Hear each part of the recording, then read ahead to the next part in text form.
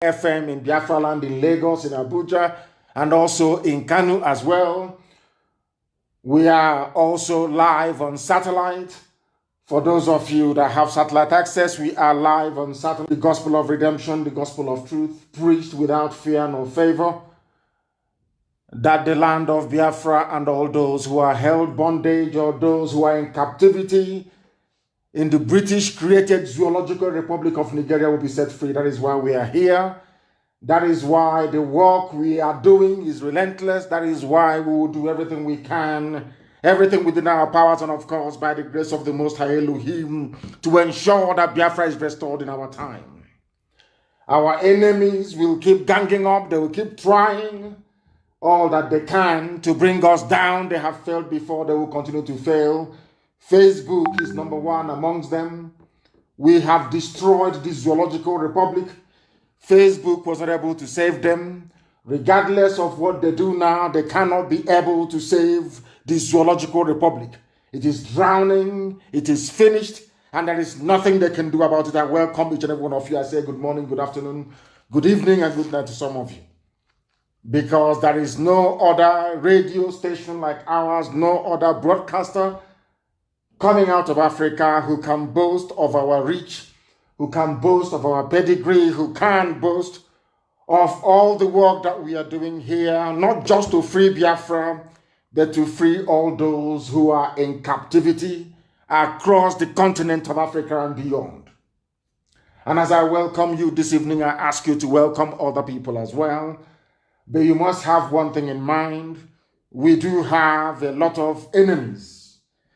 Terrible that we have done, not because that this very gospel we are preaching will not benefit some of them. It is just out of greed, envy, and jealousy. And moreover, some people would not like to see Biafra restored because that will represent hope for the whole of Africa, and they do not want it.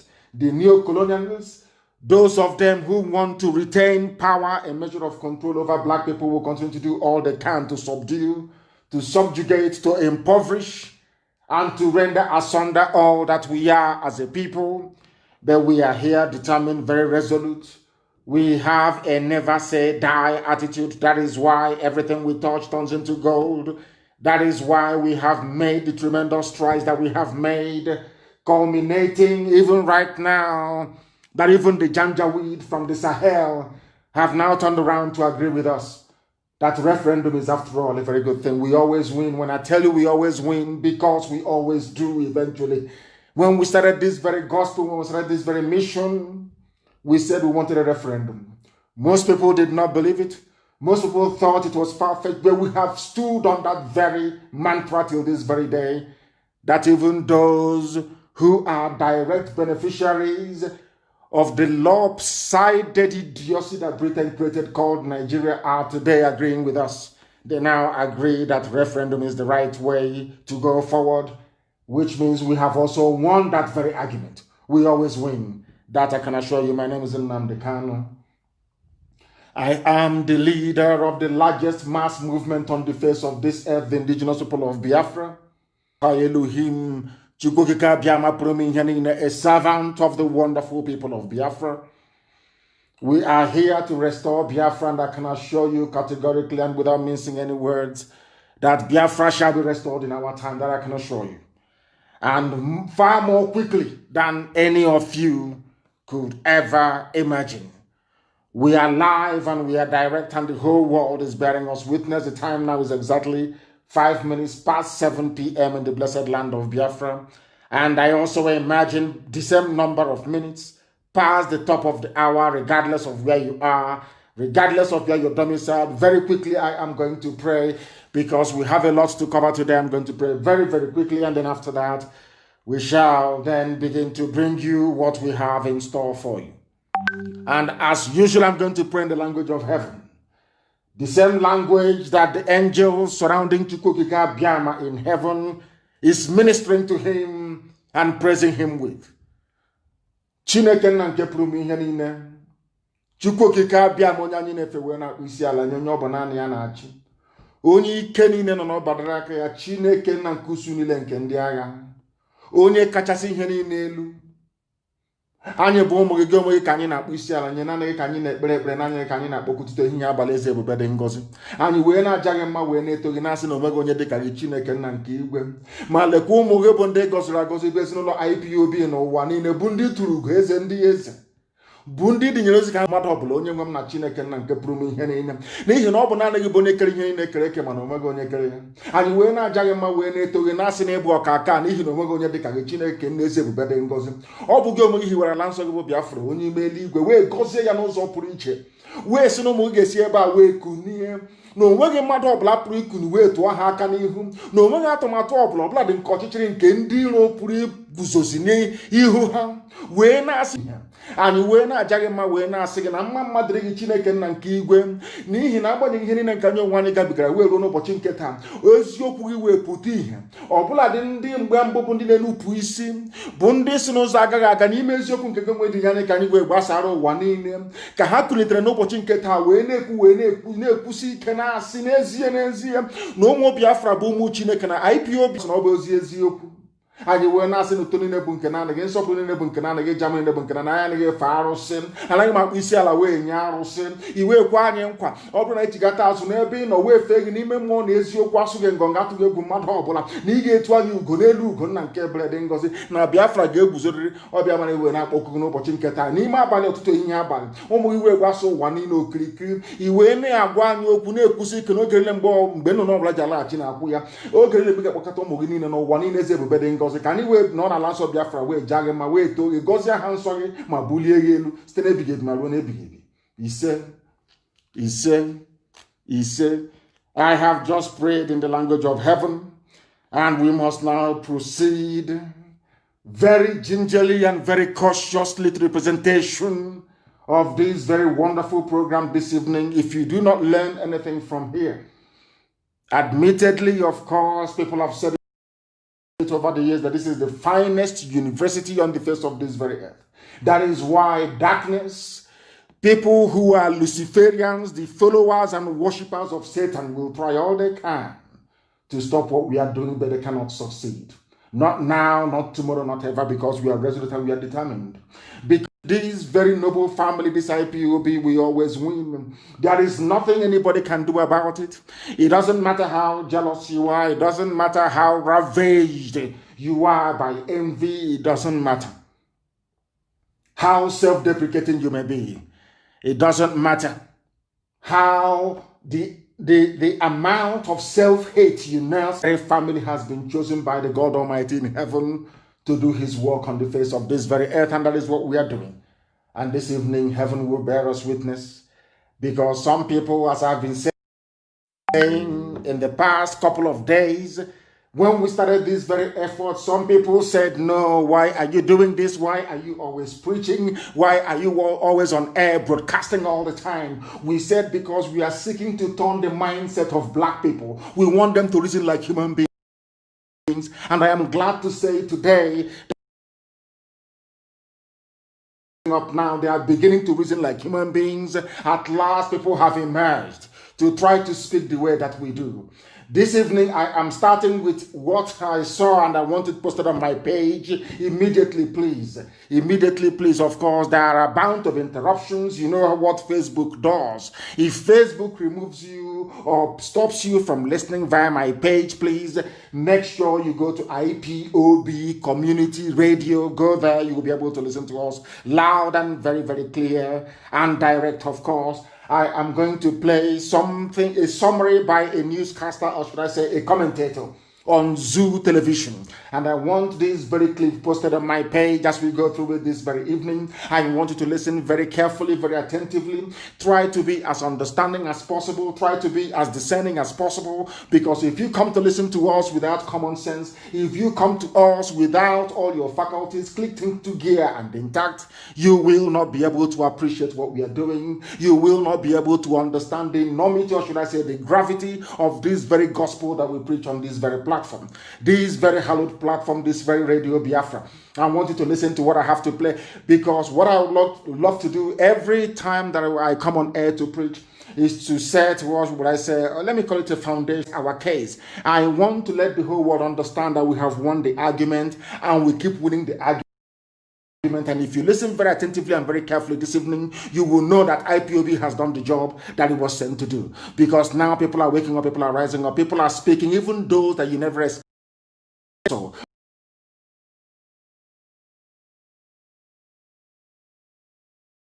the argument, this very noble family, this very IPOB, all over the world today, people know that the zoo is dead, irredeemably dead, and there is nothing anyone can do about it. Chukwokikabiama made that possible, but the instrumentality that was used in accomplishing that is IPOB and this very platform, Radio Biafra. It is something that history cannot take away from us. It is something that nobody can take away from us forever and ever. People will record the demise of the Zoological Republic and they will hinge it on the effort made by this very noble family IPOB through the divine intervention of heaven itself. That history may record that we came and we did what we are supposed to do and the zoo collapsed instead. Now listen very carefully, please.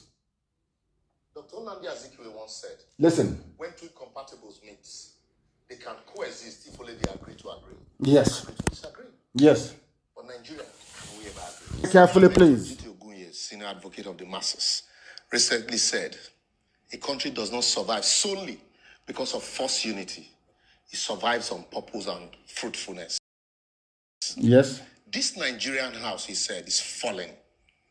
Today, if it is not agitation for Odua Republic, it is movement for the actualization of Biafra, or Arewa threatening to send Igbos packing from the north. Listen. About Boko Haram, Fulani headsmen, oil theft and militancy, or the once upon a time OPC. Why is the previous government granted amnesty to militants who didn't ask them for it? The current government sees Biafran agitators as miscreants that must be crushed, while rehabilitating repentant members of Boko Haram. Yet the victims are still crying daily for succor from the same government. It is from a motherland. Then I wonder how else you would define it. Yet we mouth the unity of Nigeria is not negotiable. I laugh in vernacular. Some stakeholders have canvassed for fiscal federalism or return to the 1963 Republican Constitution, while others have argued that we either restructure, discuss our coexistence through a referendum, or go our separate ways. And like my brother and friend, Barrister Tio Wibu, once asked, are we really afraid of going our separate ways if that will guarantee justice, fairness, equity, peace, and security? I leave you to be the judge of that, though. Why countries like Czechoslovakia, Yugoslavia, and USSR have all separated to foster equality, justice, security, and ethnic nationalism. We are here preaching unity in Nigeria, yet we have no solution to the genocide in southern Kaduna, the illegal but officially condoned arms in the hands of killer headsmen, kidnappers, bandits roaming the country, the technically defeated Boko Haram, the amnesty militant, or the kidnappers. How about the corruption, nepotism, ineptitude, and barefaced selfishness and planlessness on the part of the political class, president, governor, lawmakers, and their likes? Make we sit down there and deceive ourselves. Czechoslovakia, which had a population of 16 million people, less than Lagos population, separated into Czech and the Slovakia on the 1st of January 1993. Yugoslavia in 1991 was 23.2 million, barely more than Lagos population. It broke into 6 countries same year, all along ethnic lines, namely Bosnia, Herzegovina, Croatia, Macedonia, Montenegro, Serbia, and Slovenia. In Europe, the UK permitted regional autonomy to the Irish, the Scots, and the Welsh, while the English dominated Westminster. Switzerland has 4 ethnic groups. Each of them rotates the presidency annually through 7 cantons that constitute the federation unit. These countries, like every other, might have their problems, but they are stronger and fostering independence today.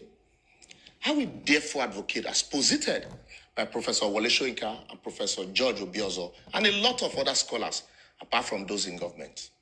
Nigeria, as presently constituted, is structurally flawed and badly configured. If not restructured either along regional lines or allowed to discuss their cohabitation to whether agree to agree or agree to disagree, it might give way forcefully without the opportunity of proper tailoring. The North, if properly harnessed, can not only if they weren't waiting forever. The Southeast, with accountable leadership and right infrastructure, can become the Japan of Africa, while the South-South can be able to look inward for possibilities that abound around them. Then we will indeed understand that united we fall, divided we stand. Have you heard it? I just want people to listen to that. It's not me. I don't know the name of the young man. Plus TV. He was doing an analysis. He's an anchor. He's a presenter. And he was just trying to give it to the world the way it is. This is something we have been preaching about for very many years. And I'm sure this very young man who made this very excellent summary or synopsis of what is wrong with the zoo, they were one of those who perhaps was against what we were doing. When we started initially, a lot of people rose up out of ignorance. I repeat, out of ignorance, to castigate and to, of course, pour scorn and aspersions on what we were doing. But today, you have seen the work that Radio Biafra has done. You have seen the work that IPOB has done. We have managed to sensitize and enlighten people. No other group of people will take that credit. Of course, credit goes to God Almighty in heaven that made it possible for IPOB to exist in the first place and to use Radio Biafra as an instrument to propagate this very gospel of light, gospel of redemption, gospel of hope, and gospel of freedom. And today, this bug has caught everywhere. People are now rising up to speak in a manner they never, ever dared or dreamt of speaking in the past. And that is a testament to what IPOB has been able to accomplish by the grace of God Almighty in heaven, and also the relentlessness of this very platform, Radio Biafra. Today it is very clear. People are waking up and they are speaking up. And that is why this very evening, I go straight to what somebody never wanted to dabble into such affairs, what he had to say regarding the state of the Zoological Republic. And more critically, the fruit of the alliance between the East and the West, which some people thought was impossible many years ago, but which, of course, by the grace of God, once again, we have been able to bring to light. And that has shaken the zoo up. What the events of the 1st of October of 2020 will remain indelible in the minds of people for eternity. I'm sure when this very generation will pass on, they will tell that same story to their children, and they in turn will also tell the same story to their own children. When I read that Pastor Adeboye spoke about of the zoo, it is inevitable, not possible. People say possible, it is going to break up. That I can assure you it is going to happen. The same way that we are preaching about this very gospel and people said it's not possible. What are they saying? They are miscreants, they are this and they are that. They called us all manner of names. Those people that ridiculed what we are doing, those that called us all manner of names, they have now repented. And they are now speaking in the tone and in the language that we knew that eventually they would come round to speak. What are they saying? Having seen the fruit of the alliance between Biafrans and Oduduwa agitators all over the world on the 1st of October, people who hitherto were a bit reticent, they weren't quite sure what they wanted, they were not quite sure the level, or should I say the amount of seriousness of those of us who are agitating for our own separate republics all over the place. Now that they have become convinced that miscreants, nobody can call us miscreants anymore, is over.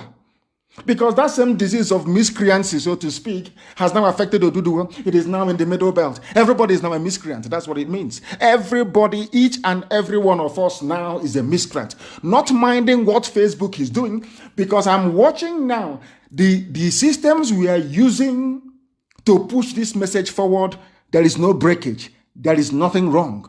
Anytime you're listening on Facebook and it appears there is a breakage, is because Facebook is reconfiguring to stop people from joining this very program. That is what they're doing. And people cannot turn around and tell me that people that work for Facebook are more headstrong than those like Pastor Adeboye, that in the past, they didn't want to hear about the breaking of the zoo. They never wanted to hear about Biafra. They never wanted to hear about agitation for freedom. Never, ever, ever. But now everybody has been converted.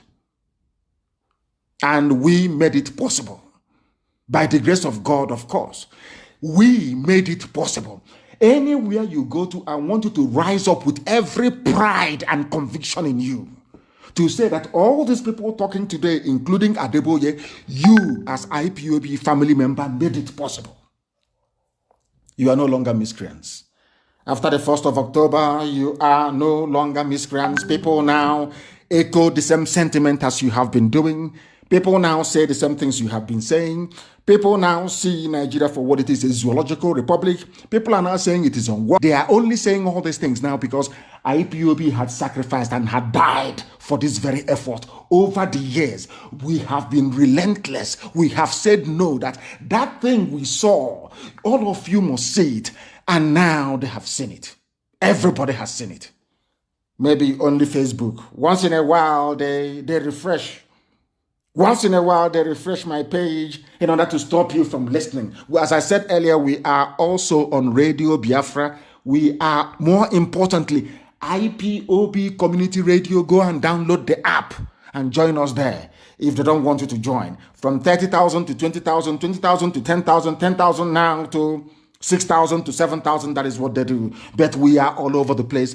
You cannot believe it. This very gospel gets to 8.5 million people every 28 days. So they cannot stop it. No matter what they do, no matter how they suppress, no matter how hard, no matter how cleverly they write their algorithm to convey a wrong, a misleading and false impression about our reach. Every blessed day, people are coming on board, people are being convinced, people are becoming part of the solution rather than part of the problem. And today, I am glad to say that perhaps Enoch Adeboye is now seeing what we have seen. Now they can speak. Let me tell you what the news said. Because I have been looking at all the commentary from what I call the Western media. Those of them who said the secessionists, they want to secede, Now that Ududuwa, people who are serious have come out from Ududuwa land to say they want freedom. I'm no longer hearing about secessionists. What I'm hearing now are agitators, people wanting to be free, which is a very good thing. But I wish that each and every time they write about this new revelation about the need to divide Nigeria, that people may go their separate ways, that they acknowledge the work that IPOB and Radio Biafra did. I just wish they could. Because if we keep quiet, other people may steal the glory. You just can't keep quiet. Things don't work that way.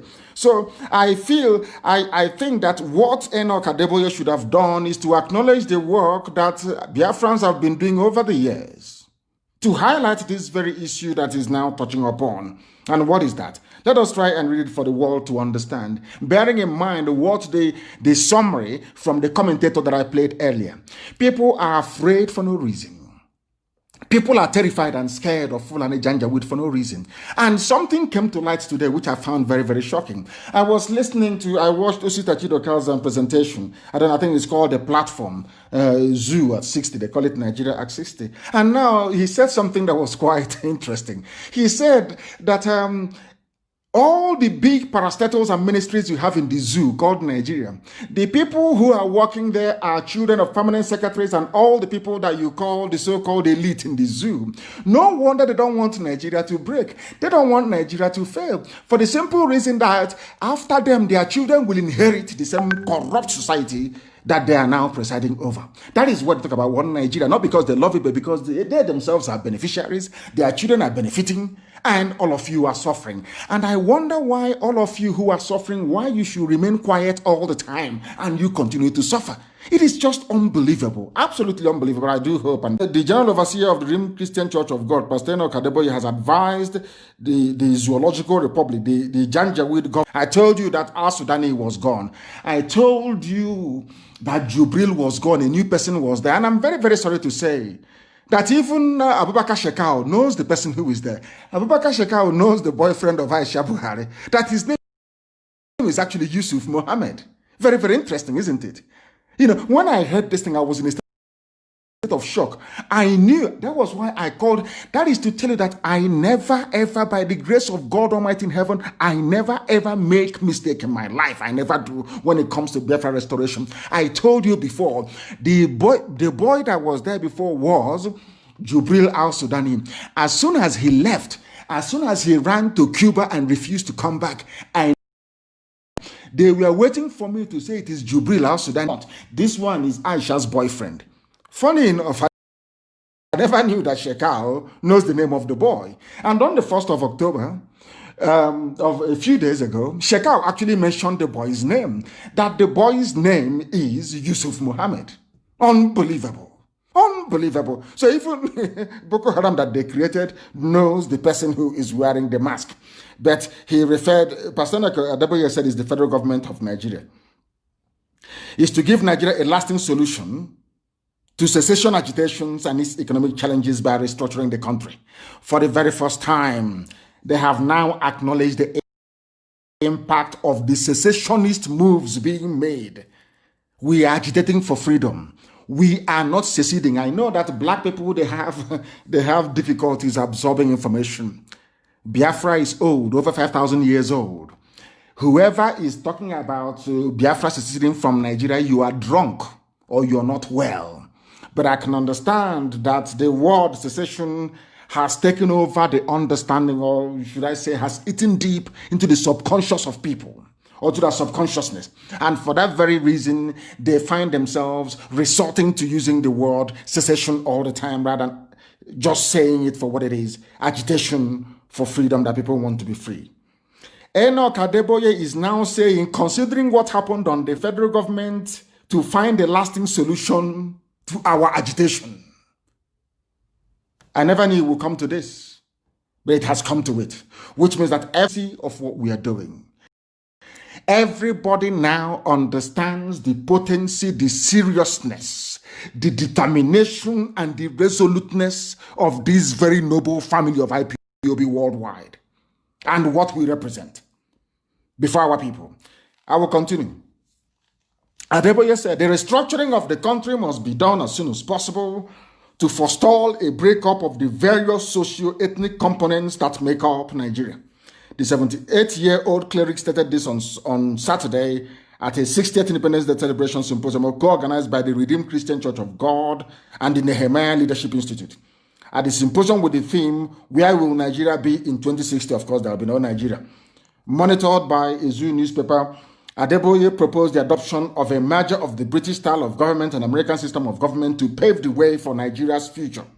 The former lecturer at the Department of Mathematics of the University of Lagos said, why can't we have a system of government that is 100% Nigerian?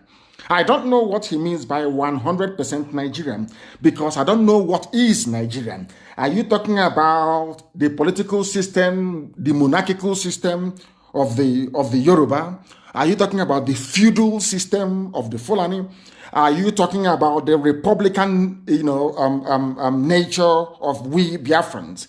What is that Nigerian system that is so unique, that a blend of the British parliamentary system and the US presidential system can give us? This is the difficulties that I always have with people. When people want to make a point, a philosophical, because it's about philosophy, ideology, about the evolution of a society. When you want to talk about the evolution of a society, when you're proposing for the adoption of a political system that you think might suit your needs or your purposes, you must look inwards. Looking inwards doesn't mean going to Britain or going to USA. You ask yourself a simple question, and that is the starting point. There are ethnic groups there were nations before the white man came. That very system that they were running worked for them. And this is something that I want Pastor Adeboye to acknowledge this very evening. Of course, I commend him for having said the things that he said. But what is very, very critical is that if you want to create something that is uniquely Nigerian, if I can borrow your words, uniquely Nigerian, that thing must recognize the Yoruba monarchical system, where you have the Oba, the Oni, the largest, you have monarchy. In the north, what they have is a feudal system, where one Fulani person is maybe the emir doing rankadede and other people are impoverished. The Hausa people are very poor, begging on the streets. That is their own political system. Where I come from, nobody is a king. Where I come from, we are Republicans by nature. Now, what Pastor Adeboye should be saying is the fusion, the marriage of all these three different socio-political systems into one. I repeat, it is not about going to Britain to borrow, because you don't have the discipline to implement a parliamentary system of government. You also lack the discipline to implement a US presidential style of governance. What you need to do, if at all you want to create something that is uniquely Nigerian, if I can borrow his words, you must look at replicating or adopting some elements or aspects of Yoruba monarchical system, where you have the Oni of Ife or Alafin of Oyo, a kind of a monarchy. Benin has a very strong monarchy as well, the Oba of Benin. In the north, you have a feudal system. You have feudal lords and their vassal states all the way to Nupe, subservient to Sokoto Caliphate. Where I come from in Biafra land, we are Republicans. The reason why I'm dwelling on this is that I want Pastor Adeboye to understand that what he's proposing is unworkable. It is unworkable, because the British one that you're seeking to import was the one that they adopted upon independence, and it failed, and failed very woefully. Is that not correct? Now, Second Republic was Shagari's regime. Shagari came in. They adopted the US-style presidential system of government, where they vested power in only one man. It crumbled, led to a lot of corruption. They are back to that same nonsense, or they went back to it in the year 1999 with Obasanjo. It's the same mess that people are in now. Now he is proposing, he is saying that to have something that is truly uniquely Nigerian, you need to marry the British parliamentary system and the US presidential system. And I'm asking, how do you marry the two? How is it possible for you to marry the two? Are both of them, I ask, are both of them African by nature? In what way is what is obtainable in England? How can you justify, how can you transplant that and impose it on people who are not disciplined, people who are not educated, people who are not refined, people who are ethnically bigoted, so to speak, people who are tribalistic in all their outlook, people who are nepotistic? How is that possible, I'm asking? If you want to create something that is uniquely African, or let me say uniquely Nigerian, that thing must take into account the monarchy of the Yoruba race, the feudal lords of the Fulani-controlled Arewa North, and of course, the republicanism of Biafrans. Now, what I want Adeboye to understand, and everybody who is listening to understand very carefully, is that nowhere in the history of the whole world has any society on this earth been able to marry these three unique systems into one. It is not possible. I repeat, you cannot have a feudal system in the north, a monarchical system in the west, and a republican system in the east, and you fuse three of them to become one. It is not possible. Now, let me also make people understand, or bring to their attention on knowledge, the anomaly, what I call the anomaly of the reference to Nigeria as a republican state, or as a republic. Nigeria is not a republic, and has never been, not from day one. Because of them hampering or clamoring, or should I say, this nostalgia for the US, presidential style of or system of government. Let me make this very clear. This is a very sensitive lecture this evening that I want people to understand and listen to very, very carefully, please. America is a republican. Some of you don't know the meaning of a republic. A republic means that all men are created equal and born equal, and all are equal before the law of man. The canon laws that you make. That's the meaning of it.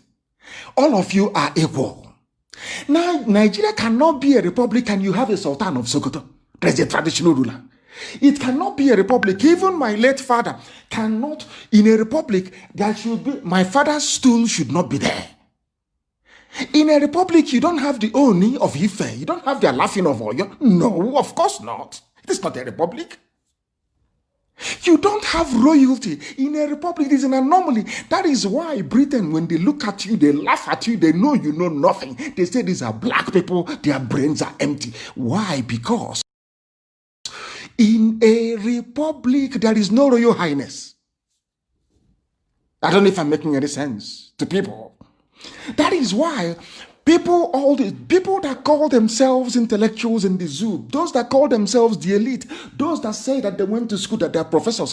When I say the things I say, they say I insult them. I'm not insulting you, but I just want you to understand that you are not intelligent enough to understand even what you want or what you need.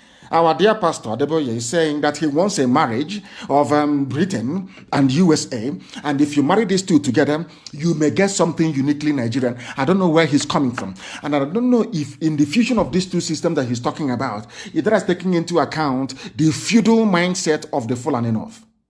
They run a feudal state. They run a feudal state. If you don't know the meaning of feudalism, the definition of feudalism, and put it on my page, please, that the world can see. In fact, put feudalism, you put monarchy and monarchical system, that is what I mean. In fact, what obtains in the West, in Oduduwa at the moment, is not even absolute monarchy, so to speak. I think let us say it is something that maybe you had in Italy during the medieval period, where you had the Medicis, you have all these families and all over the place, controlling city-states. But they are crowned heads. Do you understand? In the north, you have a feudal system. And then in the east, you have republicanism.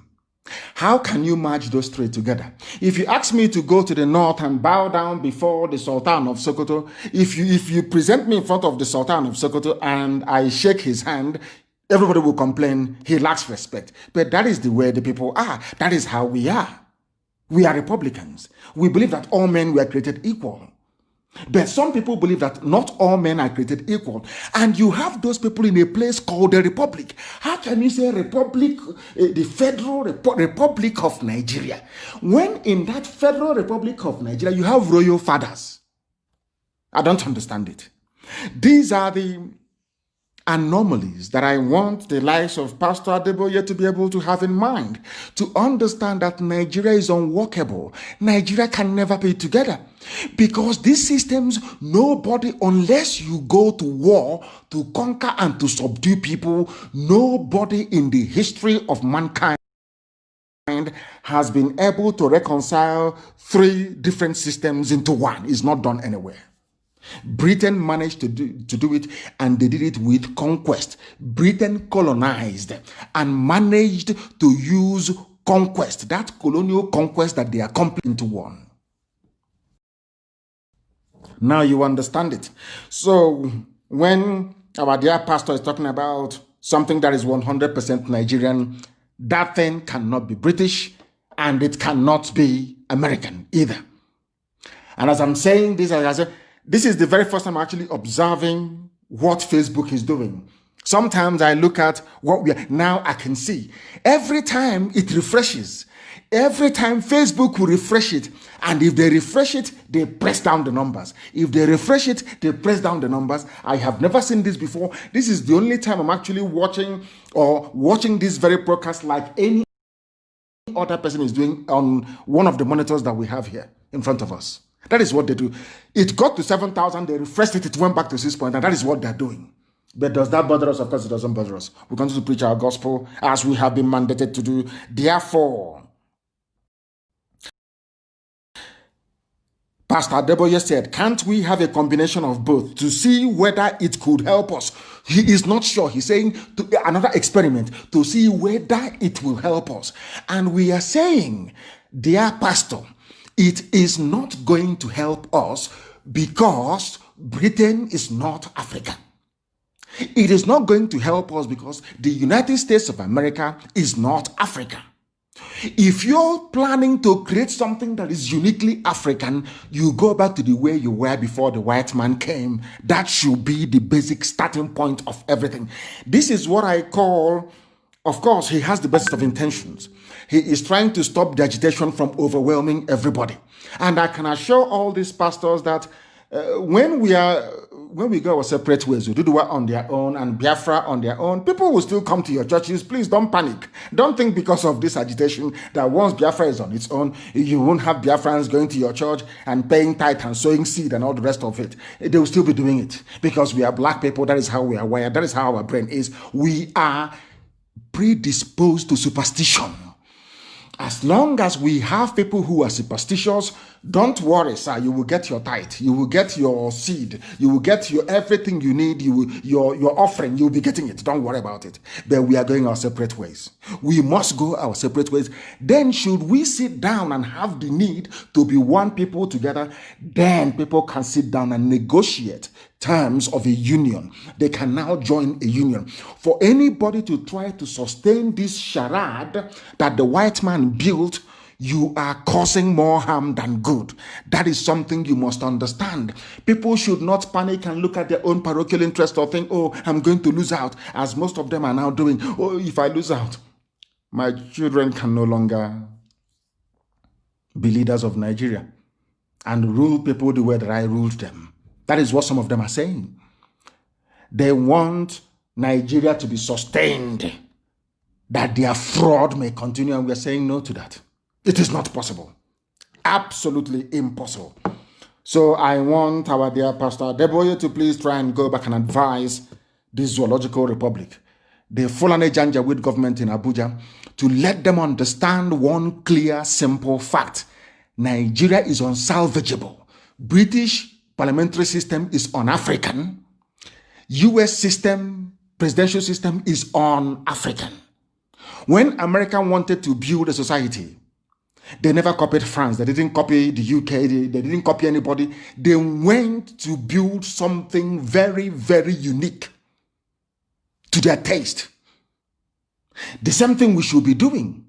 And if you go to look for those things that are very unique to us, you will come to see that the way the political system is structured in Yoruba land before the coming of the white man is not how it is in Biafra land. They are two different, diametrically different systems. We are Republicans. And we want people to keep any system that they prefer. As the first commentator did this very evening, the guy who quite brilliantly summarized what is happening. What are you afraid of? Yugoslavia divided. Soviet Union that had nuclear weapons everywhere. There were nuclear weapons scattered across the entire Soviet Union. They broke up and nothing happened. Why are you afraid, I ask? All of you who are afraid, what are you benefiting from Nigeria? What is it that you're getting from Nigeria that will make you to insist, even living under falsehood? You call Nigeria a republic, but you have people you call your Royal Highness. In England, where you have your Royal Highness, all of them are Royal Highnesses. And from the Queen down to every member of the Royal family, they are Royal Highnesses. Do you hear about the Republic of Britain? I'm asking you. Any country in this world, you see Saudi Arabia is governed by a royal family. Do you hear about Republic of Saudi Arabia? It is not a republic. It is the Kingdom of Saudi Arabia. In Bahrain, it is the same thing. In UAE, it is the same thing. They are not called republic. Any country in this world that has the name or prefix republic before their name, you don't have any royal highnesses.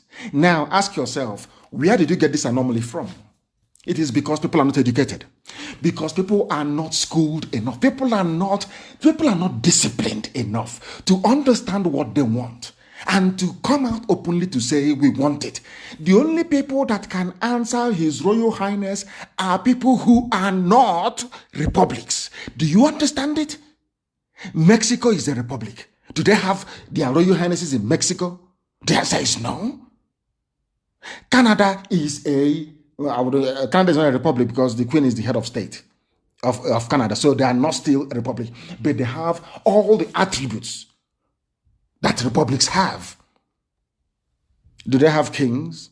Do they have His Royal Highness? People that dress like the mayor of London. Empty, vacuous criminals everywhere. Answering to their Royal Highnesses. It doesn't happen there.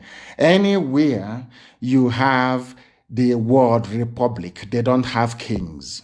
They don't have Eze. Not even Eze in Sabongeri in Kanu. No. Why are you answering a republic if you're not a republic? Somebody should please answer me. These are the things that people don't know about black people. I go back to black people because that is the problem. Everything is half-baked. They don't understand the mess they are in.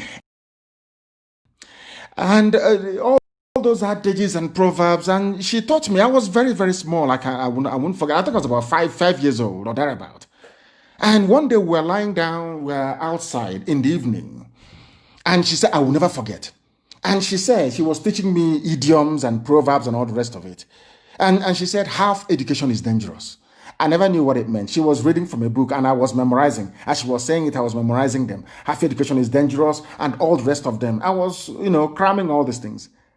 And it wasn't until I became an adult that I knew what half education. Point one is unbelievable. I never knew this was what they were doing. I understand that I'm saying it. I won't allow them, of course, to distract us. We are continuing. We are. God in heaven, it's gone down to 6.5 of these zoological shows. People 0.5, unbelievable. Facebook of this zoological republic. We must continue. Half education is dangerous. People in Africa are half educated. Only half-educated people will call their nation, so-called nation, a republic. When within that republic, you have His Royal Highness. How Royal Highness. When within that republic, you have His Royal Highness. How is that possible? Royal Highness. Their eminence. Because even those in a republic, how is that possible? I ask. Because live video interrupted. They've gone to 6.1. Unbelievable. Unbelievable. Facebook. God in heaven. These guys are something else. These people are something else, I'm telling you. Something else. Just removing people like that. They have just in a stroke removed 15,000 people from watching this. It is unbelievable.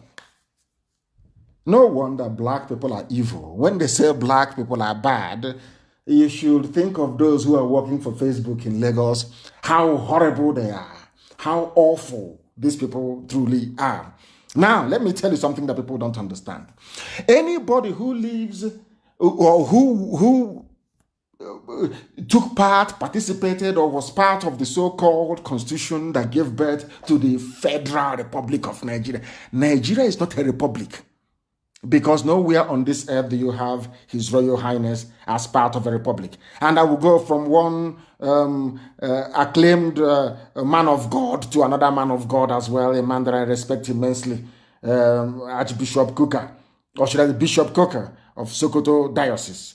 He wrote, I think it was an audio which was captured by a Zoo newspaper, Kuka to Buhari, that is the mask wearer, Kuka to Buhari, Nigeria literally pool of blood, reset the clock before it's too late. The same thing that Adeboye is saying that they're telling him. And I wonder why is it that in the zoo, people have this attitude of always begging for something. Please amend the constitution. Oh, please, can you build road for us? Oh, please, can you pay our bursaries? Please, can you pay our salary? Please, can you pay our pension? Everything is please, please. We are begging you. I'm talking to you. Why is that the case? You are in a republic where power belongs to the people. You don't need to actually beg anybody. If you understand the meaning of republic, you don't need to beg anybody. You need to demand for the things that you want. That's the meaning of republic. If you don't know, it means power belongs to the people. Now, I am asking, why all this culture of begging? You're always begging. Adeboye was begging a so-called Buhari, who is Aisha's boyfriend, Yusuf Mohammed. Everybody is begging everybody. Why do you need to beg him? Why do you need to beg Fulani Janjaweed in Asorok? Why are people foolish in Africa? I don't understand it. Why are you begging them? You can force them to do something. The same way we have compelled them to do something is how all of you must key in or tune into what we are doing to force them, because the power actually belongs to you, if at all you know the meaning of the word republic. If at all you know the meaning of it. Because most people don't know the meaning of it. And we are here to let you understand what it means. Now listen, the Catholic Bishop of Sokoto Diocese, Matthew Hassan Koka, has advised Muhammad, that's Yusuf Muhammad. That's the boy's name. Aisha Buhari's boyfriend is Yusuf Muhammad. That's his name. I told you before, Jubril, that is the boy's name, Yusuf Muhammad. Has advised President Muhammad Buhari to look inwards into Nigeria's problem and find a lasting solution to it. But there is no Buhari. I want to let Bishop Coker to know this, and I want everybody to understand this. If you're in doubt, go to my page. Somebody, it's not my video, I didn't compile it, I've forgotten the name of the person who actually did it. I need to give him credit for it. I posted a video earlier today that Facebook, in their infinite wisdom, tried to suppress as much as possible. Of course, they failed, as they will always fail. In that very video, you make matters worse. The idiot was wearing a mask. Or in fact, he pulled it down and he was talking, and you can see his the floppy earth. There is no other human being on this earth wearing a face mask with the pomo ear. The ear kanda, you know kanda that we eat that has no, it doesn't have you cancer because they tend to prepare it with car tire, isn't it? The bone rubber. You know pomo kanda. Somebody, I don't know what is pomo in English or kanda. Somebody should please tell our white friends what kanda or pomo means. I don't know what it means. Somebody should tell them in the English language what it means.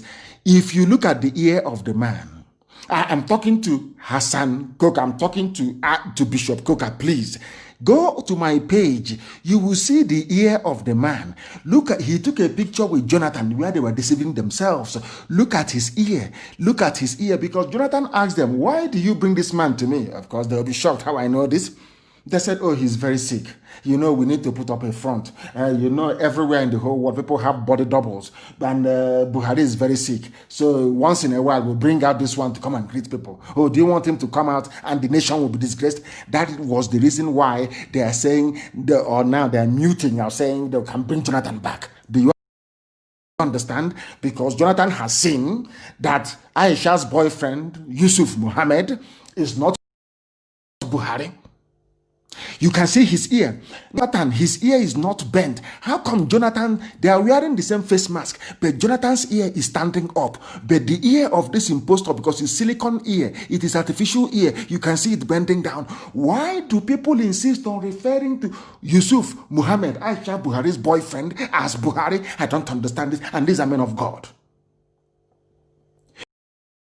Bishop Coker is a man of God. A man that I respect immensely. I'm asking him, are you telling me that the God you worship, the Jesus Christ that you kneel down to call upon every day, the same Jesus Christ that went to the temple and drove away money changers, the same Jesus that preached the truth, you claim you're following Jesus Christ and you're referring to that thing in Asorok as Buhari? That's a man of God. You claim you're a man of God. You people call yours, in fact, including Pastor Deboye, you people claim you worship God Almighty, the God of Israel. A God of valor, a God of truth, a God that doesn't condone liars and lies. And you come out and you say that that thing with the ear that is bent, the ear, pomo ear is Buhari. I challenge both Adeboye and Bishop Coker. I challenge any of them to stand up with the Holy Bible and say that that man in Asorok is Buhari. I challenge them. I challenge anybody. I challenge any imam. Not the idiot now got somebody like an imbecile.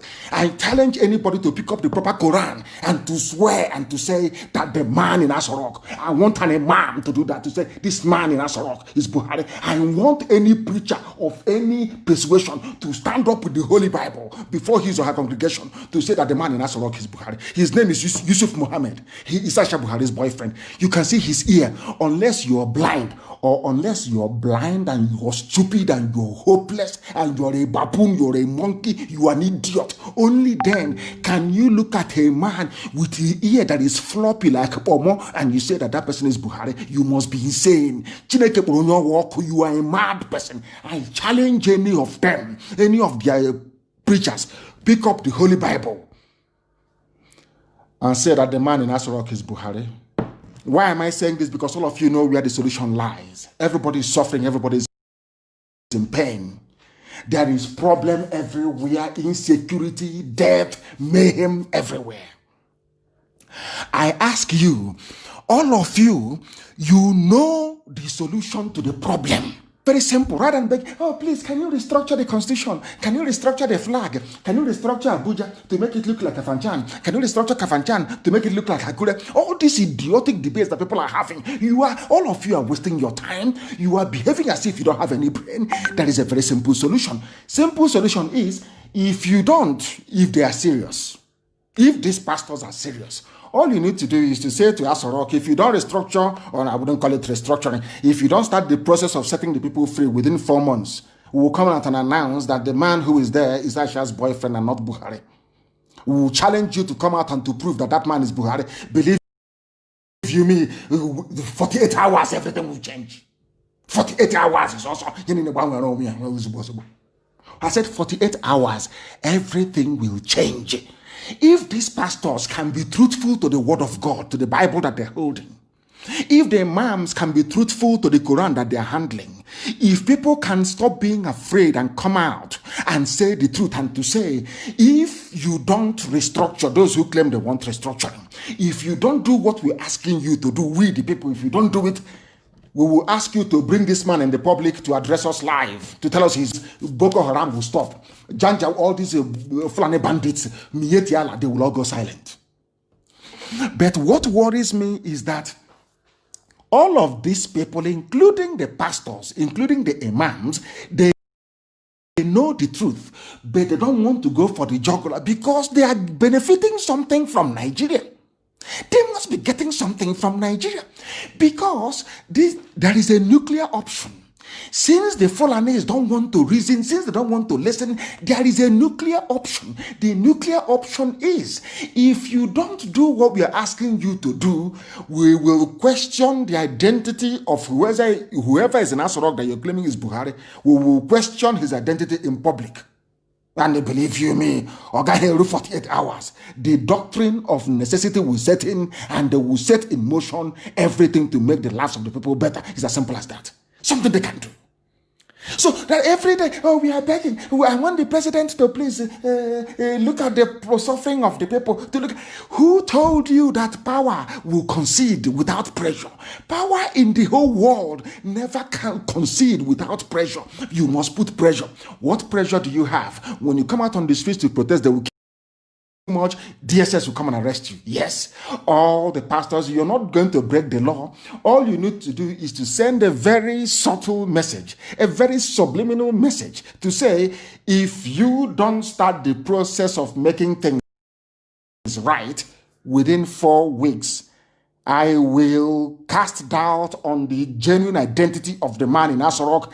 Believe you me, if people, heavyweight pastors like Emopai and Okonkwo and Adeboye and Koka and Obinna and the likes of Fadede, if these people can come out and very simply, it's not, you don't have to do much.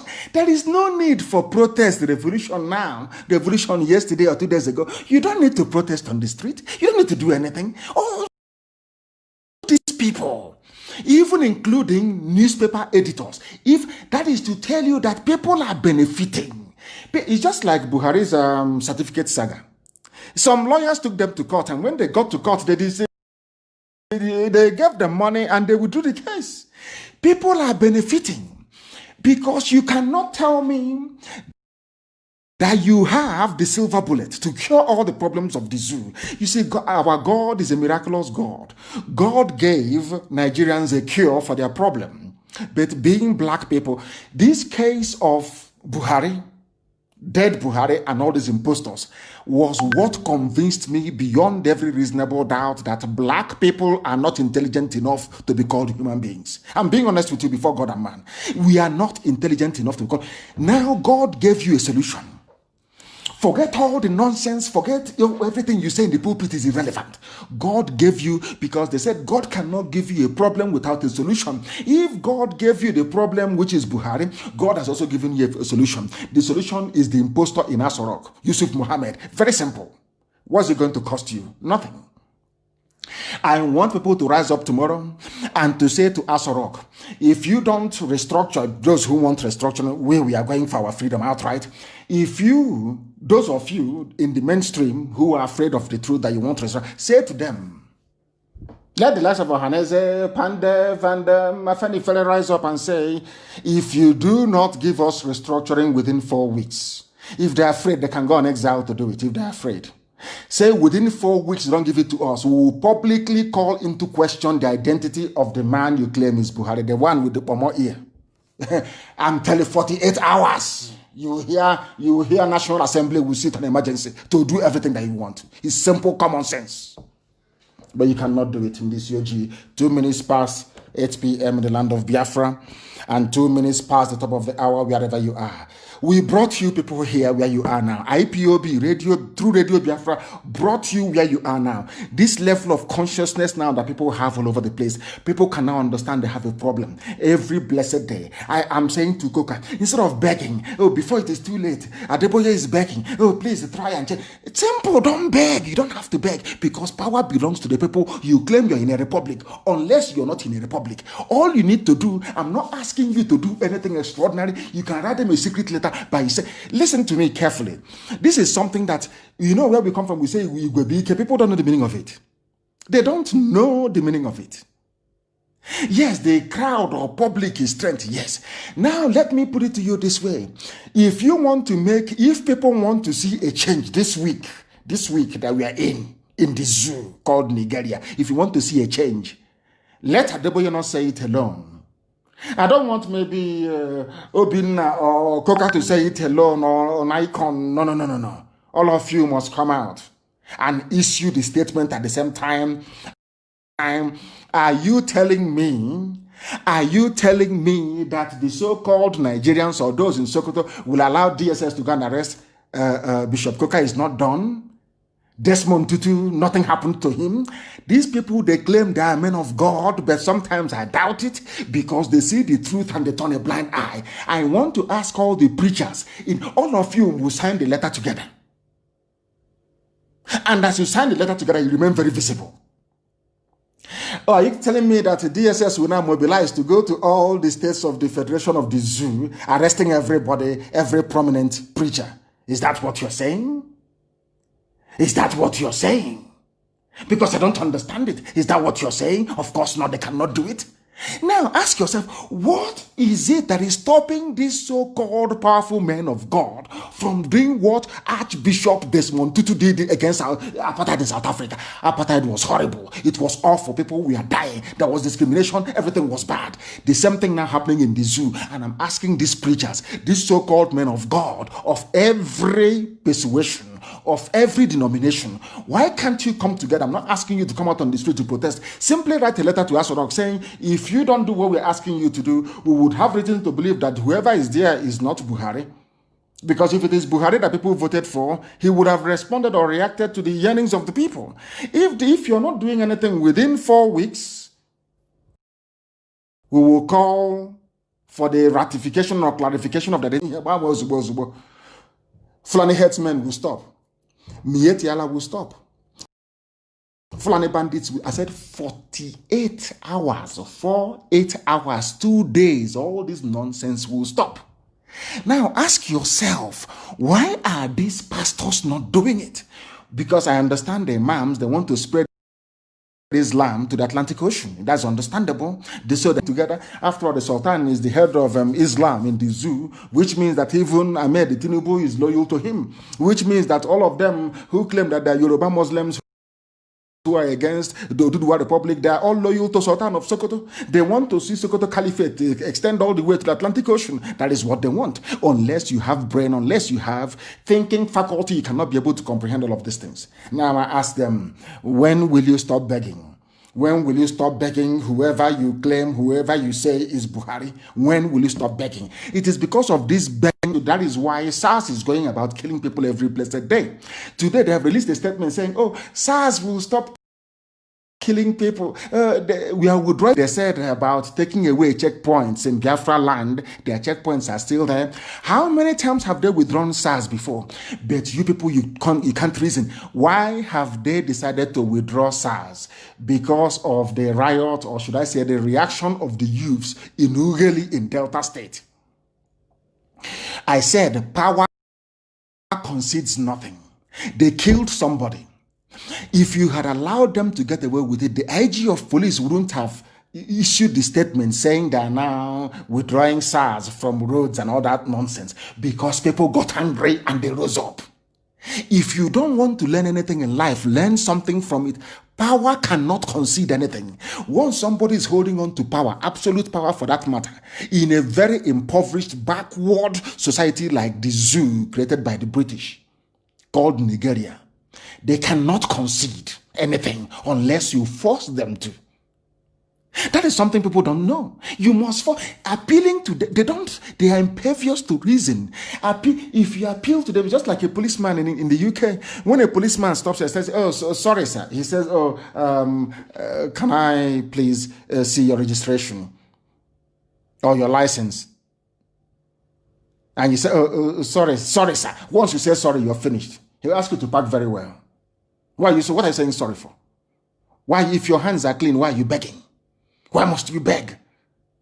You present your driver's license and you say, "I don't have it here," and then they give you a producer, or they can check on the system to see if they have it at DVLA in Swansea. That's all. Why are you begging? If you beg, you're even in greater trouble. Why are you begging people that you claim you gave power to? You claim that in Asrock because of you. Why are you begging them? I ask. Because of your begging attitude. SARS has been killing people, you keep begging. Every day you beg, and they keep killing. The only reason why they stopped them today, if I thought they have stopped them, was because youths rose up and was chasing SARS. Because enough is enough. That is how human beings are. Because power will concede nothing until you compel it to. You don't know that?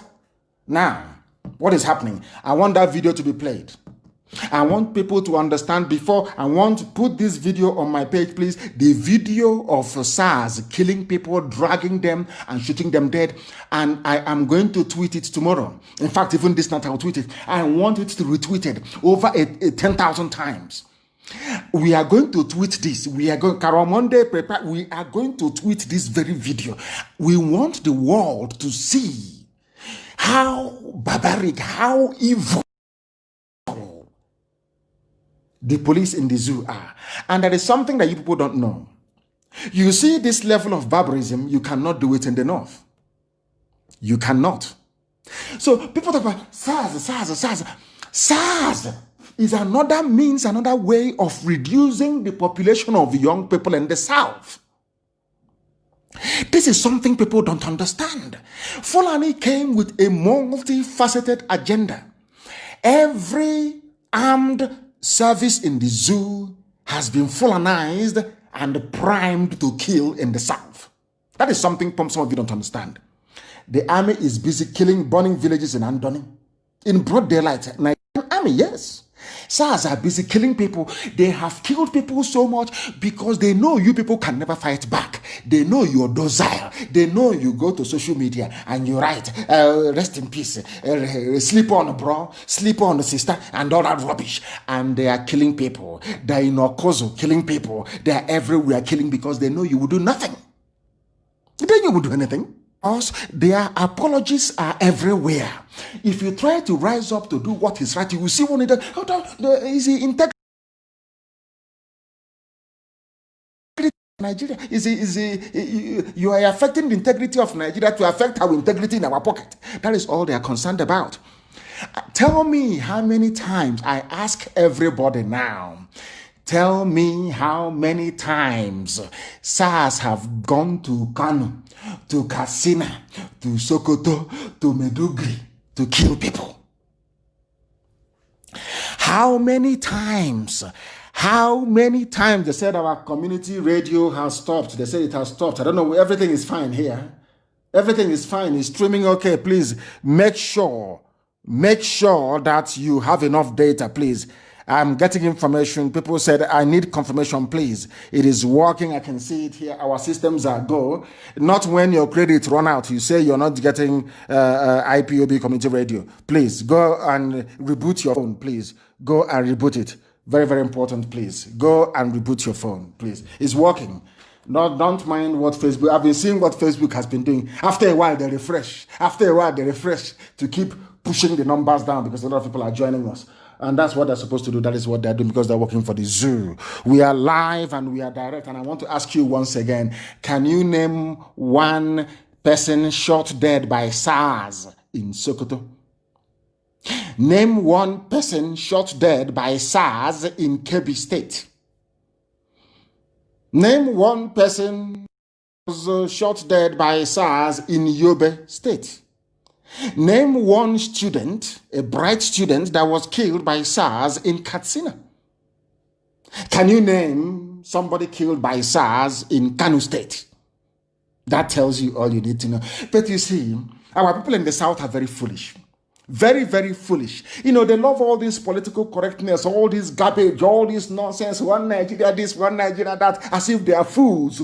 The person you're doing one Nigeria with is colonizing you, conquering you, raping your mothers, abducting your daughters, ethnically cleansing you every blessed day. And you're joining him to shout what Nigeria because you're foolish. And I keep asking, tell me where SARS has killed anybody in the North. But SARS is an instrument of destruction to kill young people in the South.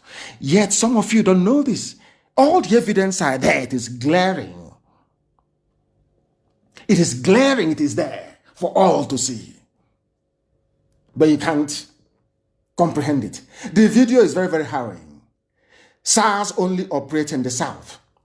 And this is a place where you want people to remain in one country, where you want to amend, where you want to fix. And I want to ask all of you saying, let's fix Nigeria. What do you stand to gain from it? A country where the army is busy in the South killing innocent people, the police are busy killing innocent people, they formed a special unit, SARS, killing people. Have you not heard that ordinary civil defense was also killing people? Why don't you people reason? These UG black people. What is wrong with you? Why can't you reason very well? I keep asking you, why is it if SARS is federal anti-robbery squad, why are you telling me there is no robbery? Isn't SARS needed in the North where there are kidnappers, Fulani bandits kidnapping people all every day, Mieti Allah terrorists everywhere? Why are they in the South? Because people don't reason very well. Fulani have planned, they are advanced, they planned this thing for very many years and they are funding it very, very well. They have weaponized every instrument of state and designed it to deliver one singular agenda, which is Fulani domination, Fulani conquest. The sooner some of you idiotically remember this, the better for all of you. These are the things you need to know. You must know these things. Anybody praying for one Nigeria, hoping that Nigeria will be better, that person is benefiting from Nigeria. If not them, then their children are benefiting from Nigeria. That is why SARS will be down in the South, where you claim you have professors and intellectuals, and nobody has been able to ask, how come SARS are not killing people in the North? All over the place in the North. No one is killing them.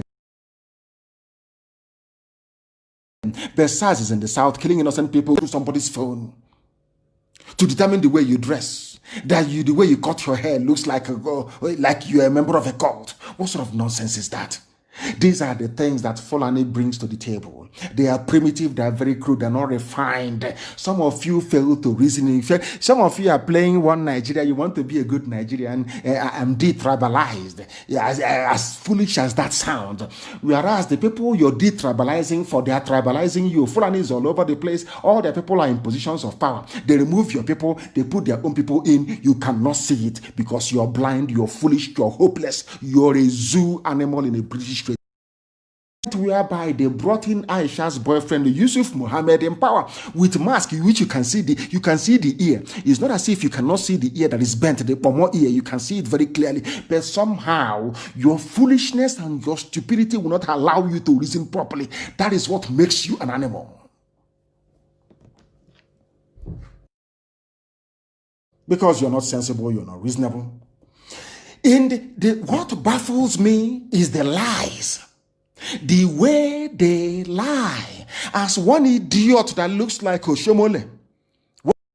One Oshomole was talking rubbish that I planned to kill one almost dead walrus that cannot breathe properly. Like an idiot. The way they lie. The thing about Nigeria is lies. A Nigerian is an accomplished liar. A liar. They know how to fabricate. They know how to lie. Everything I say is verifiable. That is the reason why this day, everybody, the sensitization, the level of consciousness now attained in that, in just not just in the zoo across West Africa, is down to Radio Biafra. Because people listen to what we say, they go and do their research, they find out it is the truth. Let me tell you about the zoo. People are killing. This idiot is Festus Keyamo. He used to be a civil rights campaigner. If those that know him very well. Despite the existence of this video of where SARS was, and I want Festus Keyamo to be tagged to this very video, despite the overwhelming evidence of SARS killing somebody in cold blood, dragging them on the floor and shooting them. Do you know what they said? This is what leads me to believe. Sometimes when I say it with every alacrity, as they would say in those days, and conviction. Changed. This Yoji, you see, black people, they are not well mentally, they cannot reason. Do you know that people, after seeing this video of what SARS did, one idiot called Festus Keyamo, who says he's a minister of state, that is to tell, I want to now bring to you the depth of the wickedness and evil in a black person. Why I believe very strongly that Lucifer could be a black man, as they've been painting him to be, and I'll tell you why. This man is a senior advocate. He is supposed to be a man of law. He knows the law. He used to be a human rights campaigner. But because of what he's getting, because of the money he's getting from the government, and because the family is having fun, after seeing this video that is now on my page, I believe. Do you know what he said? The victim that was shot in the head, we saw it being shot in the head, is alive. He was not shot, but he fell out of police vehicle, Festus Keyamo, according to Vanguard newspaper. I want the world to understand that this type of thing can only happen in a black country, and I want the world to know that when they say that black people are evil, this is the personification of evil. When you lie, believe you me, you know that that person must have descended from the line of Lucifer. This is a type of lie that should end somebody hanging. I'm telling you, this person should be tried and hanged for telling lies. The video is there. You can see the man being shot in the head.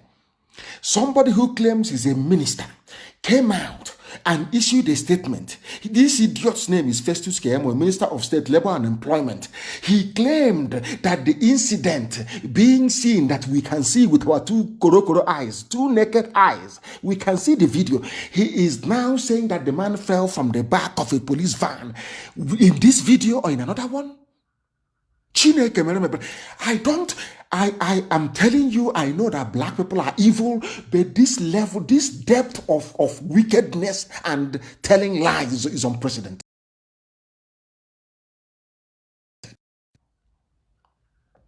Keyamo, he said, he contacted the victim's brother and the State Commissioner of Police to confirm the incident, emphatically opined that those officers involved in the incident are not SARS.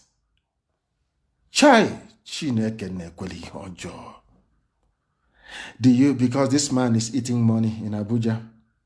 He's highly paid. He's now part of the establishment. He used to be like Shomole, the ugly monkey. He used to be like him. But do you see how they change black people?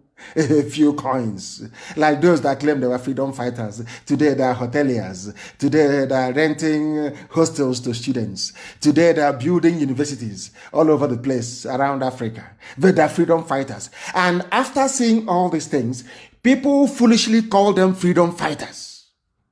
That's how you know how foolish a black person is. Human rights lawyer, but today, after seeing this video, he's telling you that he fell from the back of a van, that nobody was shot. And this is a government minister lying as if that is not a grown-up man, a senior advocate of Nigeria, advocate of law. Black people. May Chukwokekabiyama have pity upon your deadly souls. SARS, Special Anti-Robbery Squad, is a terrorist group. From tonight, we designate them a terrorist. They will not go free. They are a terrorist.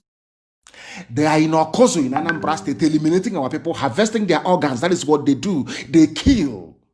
They disappear people. They harvest their organs. They send them to India. And some of us are not well. We now go to India to go and take organs harvested from victims of state crime.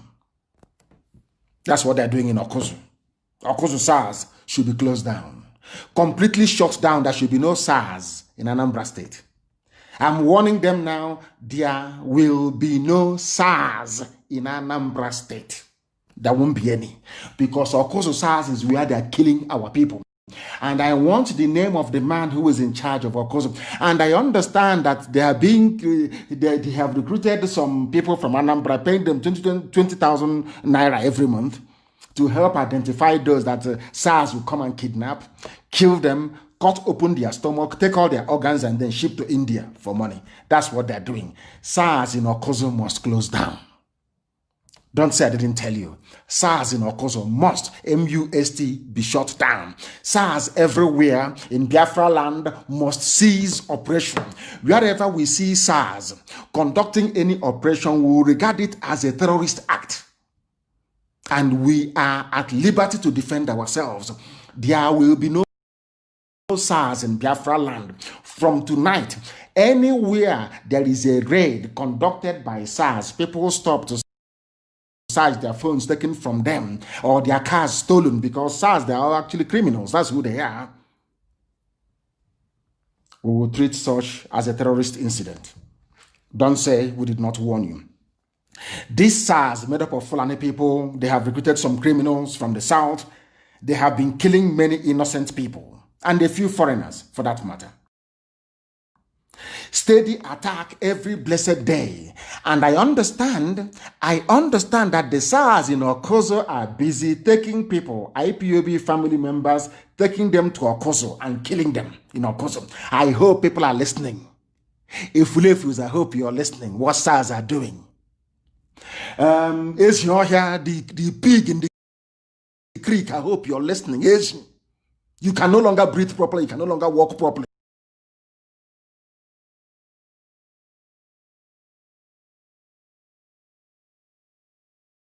You have stolen so much money as a freedom fighter you claim you are. You are a thief. You are a rogue. You can hear now. Before you can do your video for your masters, your Fulani masters, before you do video for them again, so that you can impress them. I hope you're following. I hope you are listening very carefully to what they're doing, to what SARS in Okozo are doing. I hope you are listening. Hey, these people are attacking our system tonight. We are finishing them and they are attacking our system. I can see it from here. The lines are now, the color is now orange. It's no longer green. It's gone green again. It was orange a while ago. They're attacking us. But of course, they're wasting their time. We are more than formidable. We are more than formidable. We are exceptional. And they must understand it. We are exceptional and they must understand it. We want to make it difficult for them. Very, very difficult for them. So that they cannot be able to attack our systems. I have seen where some of the reason why they are attacking our systems. I have seen it. And we are going to make it very, very hard for them to do so. In a few seconds, they cannot be able to do so anymore. We have fixed it. They can't attack it. Facebook can do whatever they like because it is their platform. They're trying to attack our systems. Of course, they have failed. They have failed very woefully. It is trying to reconnect. Our systems are trying to reconnect. It is going through what it calls a transition. So there will be a disruption on FM. There will be a disruption on the app. But I can assure you that very, very shortly, we shall be live once again on those platforms and they will not be able to tamper with it again. They will not be able to tamper with it again. It is coming back on stream right now. And I believe that it is come back. I believe it is back now. It is back. It will take maybe about 30 seconds for it to reflect for my voice to reflect on the FM and also on satellite and our app ultimately. Our app ultimately, yes, I believe that it is going right now, and that's it. They're no longer able to tamper with it anymore. That platform is now secured. They won't be able to tamper with it. We must proceed this very evening. We are warning SARS and all those Mandanaro Hotel, those who freedom fighters that want to be like Donald Trump, building hotels all over the place. Before you go and do your next video, I want you to warn your friends in SARS or COSO for that matter. SARS or COSO must be shut down.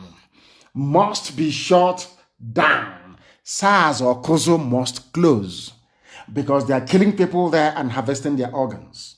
That's what they're doing. SARS, COSO. And that's, you know me, I can't allow that to happen. It won't happen. They are the ones killing people all over the place in our land. SARS are the people killing because their mission is to fulfill the purpose for which they have been set up by their Fulani masters, which is to come and to kill. They rob, they steal, they are the armed robbers. They claim that they are the ones, the hypocrisy of Nigeria. They claim that SARS, they are there to fight armed robbers, but they're the ones who are the armed robbers. They are the ones killing, they are the ones pillaging. That is why our media person in Obaako, federal SARS are busy molesting and arresting family members in the community in Iguacha with the help of the Obe Akpo youth leader, somebody called Chinyere Wampa. He is the one reporting people to SARS, and SARS are coming to his village. That is the thing about the South. These people from the South, I don't know what's wrong with them. Maybe sometimes I think you people deserve to be colonized by Fulani people. The way you do us, I don't know why you come out to betray is in your system. That's all you do. Betrayal. This one went and called SARS to come and arrest people in his village.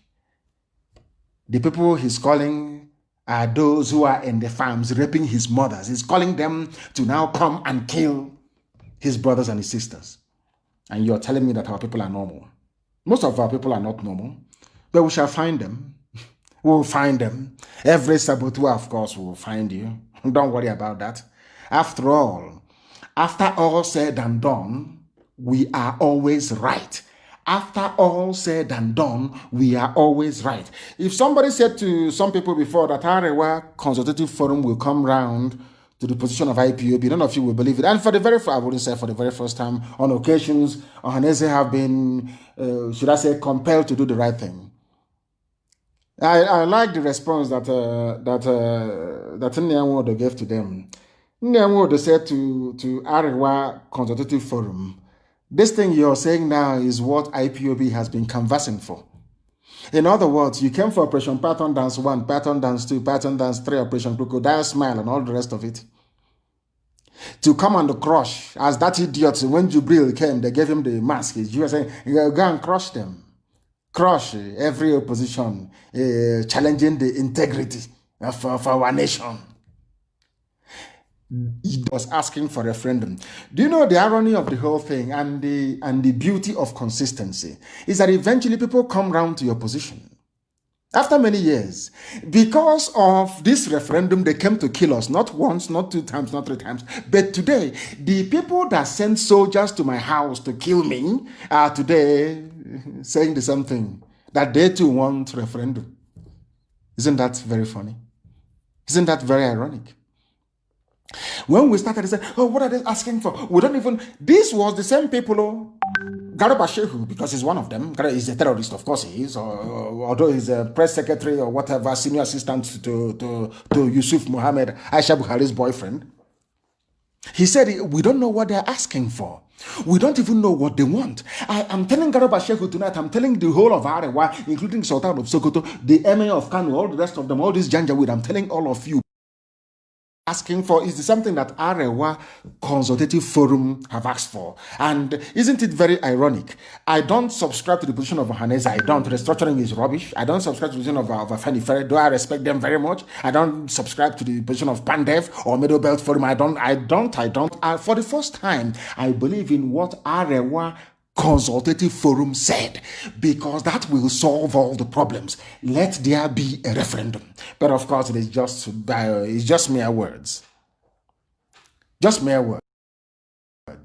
They will just say it, just they mouth it. It doesn't mean that they mean it. They don't mean it. Of course, they are not serious. They just open their mouth and they say it. They are not serious at all. Because if they are, they should push for it. And that is what everybody should be asking for. Not restructuring.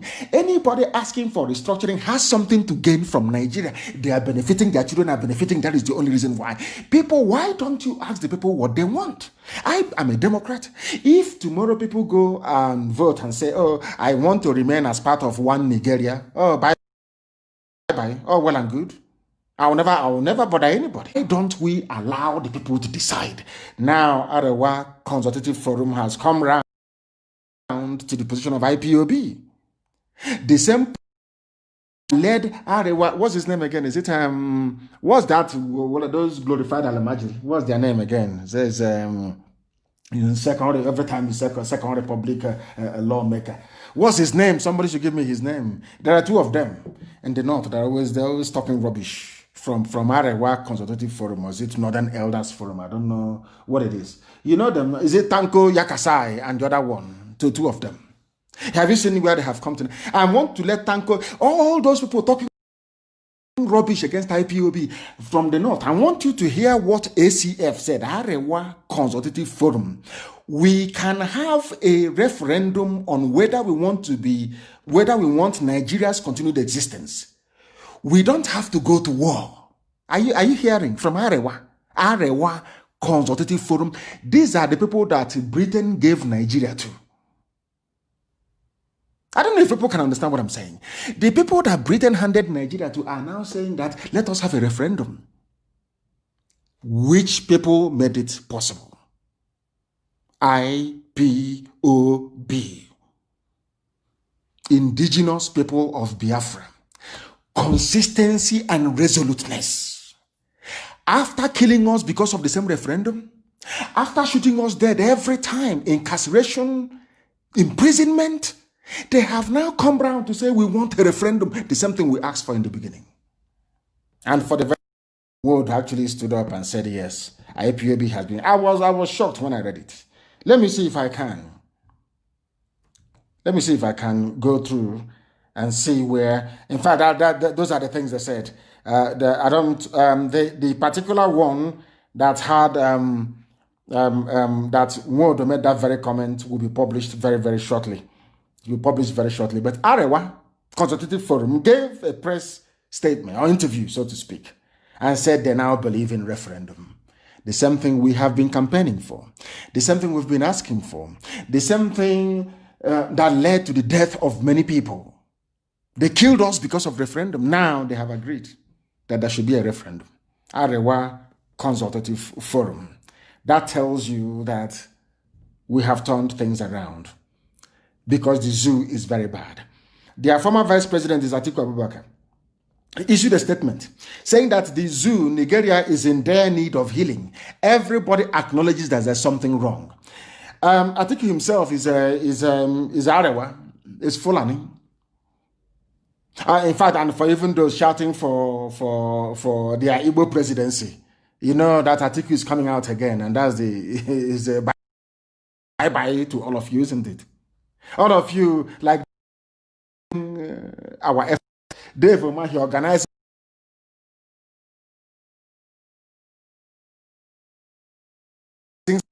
calling Nation newspaper to go and photograph them, saying, hey, boy, you flopped. I'm laughing at them. The same boy that we have evidence everywhere that people obeyed. You went and paid some people and gathered them in a market. You paid them money, gathered them in a market. And I feel sorry for those people. I feel sorry for them because they are the ones that their villages are being attacked. You're the ones that your mothers are being cut into pieces under the watch of Umahi, and he has done nothing. Umahi has done nothing to protect any of you. He will pay you money to come out and open your shop in one place. You congregate. He will call media people, Lagos-based media, to come and photograph you, saying, "Oh, it is if not for the love that I have for our people." For Biafra, I will allow Miyetti Allah to overrun the whole of Ebonyi State. To give as an example, to teach you people a lesson. I don't know how the way, I can't even understand the way some of you behave. I don't understand it. Somebody will come and give you money. When Miet Yala comes, when Fulani terrorist comes, when all these people, headsmen, they come and they are killing you and raping you in the farm, will Umahi be there to save you? You start calling IPOB, saying, oh, they are here, come and help us. Why can't you people reason for once? What is wrong with you people? What is wrong with you people? This is an absolute shame, an absolute disgrace. I think he's saying that things are bad. And he said, I am appealing to separatist groups to lay down their arms in the interest of the nation. Which stupid nation, I ask Atiku? The one you joined in 1961? Which nation, I'm asking Atiku? Is it the one that Adamawa joined in 1961 as a result of referendum? Is it the one you're saying, I should lay down my arm? I don't have any arms. All I have is the truth that Chuko Kikabiama gave us, that we must preach. That's what we are doing. Why are you appealing? They said he also said force alone wasn't enough to defeat separatist agitations in Nigeria, and then the government should you have killed us at board. They stop us. If you know that black people, they are not educated, they are not well read, they are foolish. Go through history from day one till now. The more you kill people who want freedom, the more you make their recruitment easier. Go and check through history. If you and said we shouldn't go into the bush to go and fight, because of that, if you kill, somehow we'll stop. You don't know who we are. You have no idea who we are. You don't know how prepared we are. This war, if you want it, can last 1 billion years if you want. One thing is certain. Biafra will emerge at the end of it. It doesn't matter what happens. It doesn't matter how many you kill. And moreover, you cannot kill something you cannot see. As I said to our people, very soon, mark it somewhere, very soon. You see that CNN that has been avoiding that Biafran flag, very soon. They will be using it as their headline every morning. Don't worry, you see what's going to happen very soon. You will see it. Killing us can never stop us. It never. Instead, many more will come out. You are killing us. When Pastor Ngila said, dialogue now, you said no, he's a Nnamdi Kanu, that misclass that is. Now Oduduwa has risen. And very soon Middle Belt will come. And it is over. Game over for the zoo. Fulani, you will have nothing. Fulani, you're going to suffer. You are going to suffer. Your children will ask you what happened. How did you squander this? You will tell them, I was busy forming SARS. I was busy sending Buratai and his army to go and kill them. Go and check throughout history. Hitler killed 6 million Jews, thinking that after killing them, that nothing will happen to him. He didn't know that he was inadvertently setting up the state of Israel to reemerge, as God willed it, in the holy books. If you don't know, go and read Leon Oris's Exodus. You will see it. Precise prediction. So rather than killing Jews and making them subservient to Germans or to the white supremacist Aryan race, as he called them, the most strongest nation on the face of the earth emerged in 1948 as a result of the killing of innocent people. Now, I want Fulani to understand something. Anytime you go about killing innocent people, rather than make them submit to your will, it hardens them. The reason why you conquered Hausa was because Hausa people betrayed their own kings. It was Hausa people that betrayed themselves. That is the difference. If you think that you can come to our land and use your intimidation, you use SARS, you use army, you use police, you're everywhere, you're camping in front of my house with armored personnel carrier, all these idiot, stupid stunts you're pulling. The day we are very serious, that armored carrier, you will not see it anymore. And I want to let you understand, to go through history. You may have subdued the Gbagi people, you may have subdued the Nupe people, you may have succeeded in forcibly converting a people from Igala into Islam. In our land, it's not going to happen. In Biafra land, it can never, ever happen. I want Fulani to understand this. This thing that they have started will last forever and ever. And we're going to show them. You will see very, very soon. So I think you stop appealing to us, appealing to separatist groups. Are you going to appeal to me? Are you going to appeal to Yoruba One Voice or Yoruba World Congress? Who are you going to appeal to? People are coming. They are fed up. Everybody's fed up. Nobody in their right mind is in support of the zoo. Everybody is fed up. So I think we stop. I know he's talking to IPOB. He's appealing to them to lay down their arms. Taking up arms against Nigerian state will do more harm than good. But Nigerian state, the boy that SARS killed, did he take up any arms? If you don't take up arms, they will kill you. That is the thing. They will keep subjugating you. They will keep suppressing you. They will keep colonizing you. They will keep insulting you. They will keep reducing you to nothing until you rise up to... Remember what I said initially. Power doesn't concede easily, or else it will keep messing you up. That is something that people must understand. That is something we must understand. We are live and we are direct. The time now is coming up. I think it's 18 minutes. 18 minutes to 9 p.m. in the blessed land of Biafra, and by the same number of minutes to the top of the hour. I can call on those who have taken up arms against Nigeria to have a rethink. I think he's talking about Boko Haram.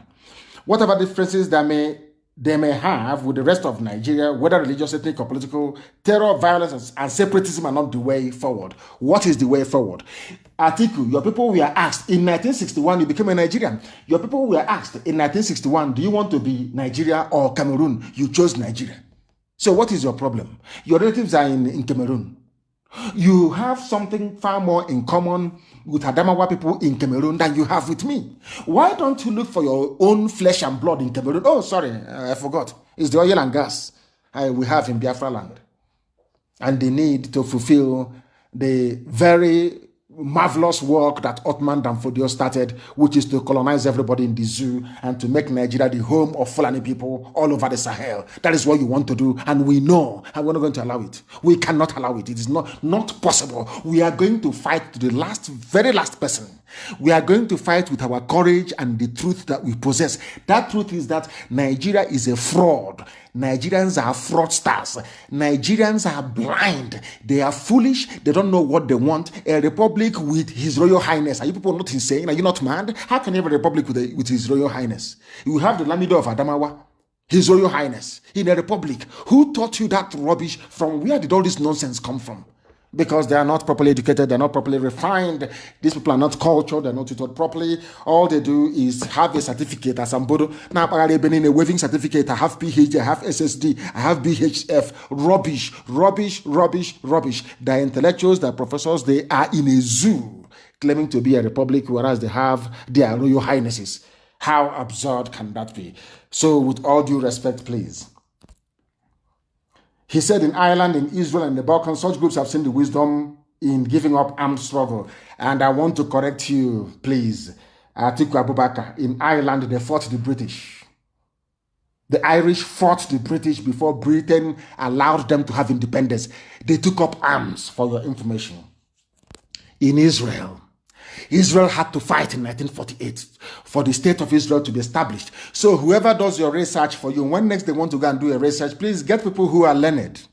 Get people who actually went to school. I don't know who you got to do your research for you. You mentioned Ireland, Israel, and the Balkans. The Balkans you're talking about is Yugoslavia. Yugoslavia was cut into pieces. Bosnia-Herzegovina, Croatia, what is it again? Macedonia.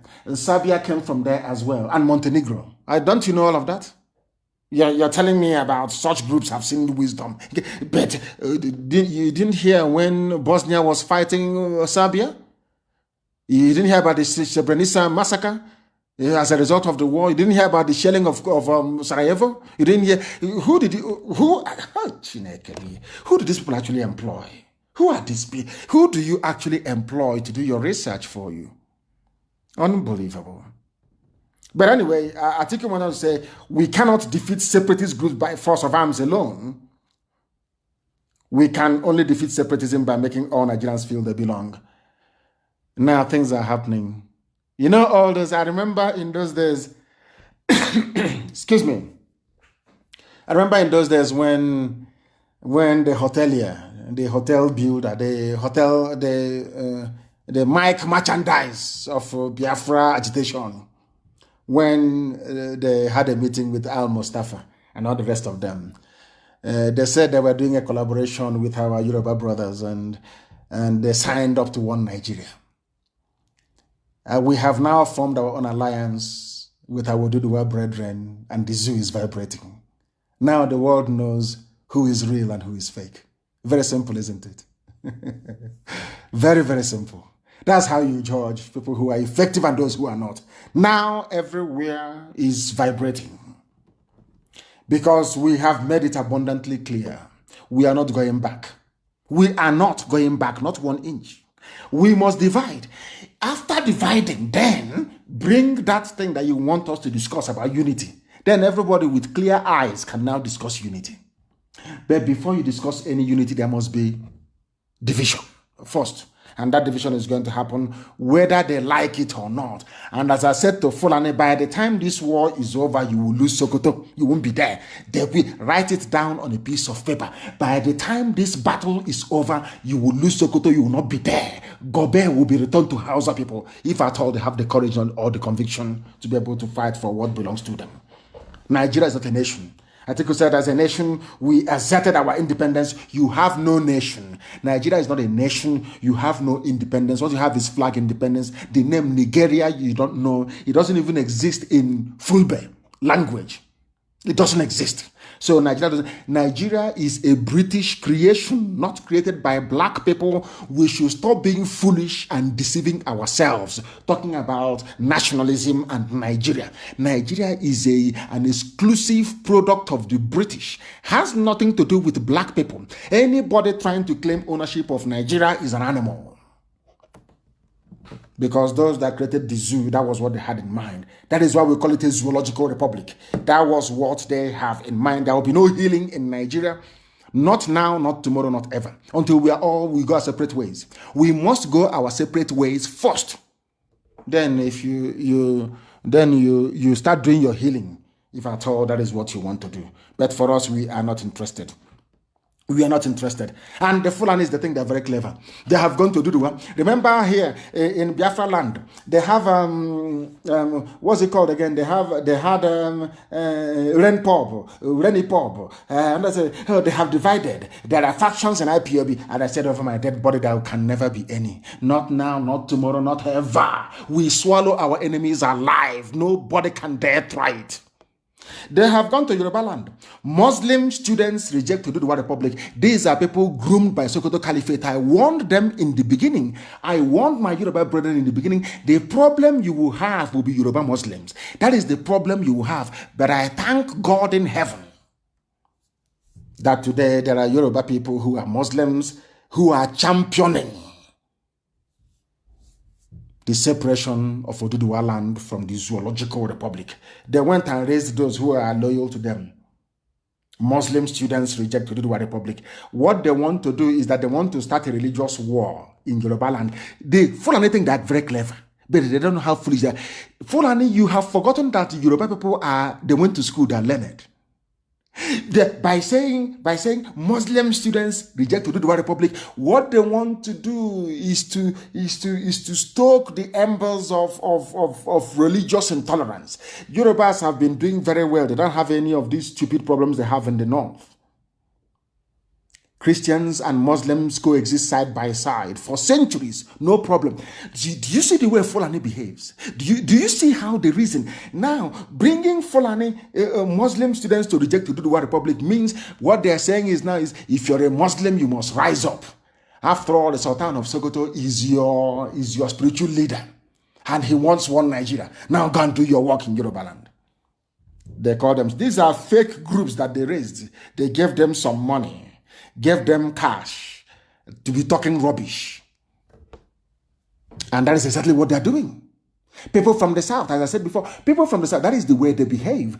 They are easy to manipulate, easy to convince. And when I look at the people who are manipulating them, when I look at the people who are convincing them place to place, I get very, very disappointed. They don't know that before they came to this, the Oduduwa agitators have factored this in long time ago. We knew this was a card they are going to play. They will play it. In our place, we have the Fulefus, that they promise them presidency, and they'll be shouting, President, it's our turn. We want one Nigeria. Everybody can. Rubbish.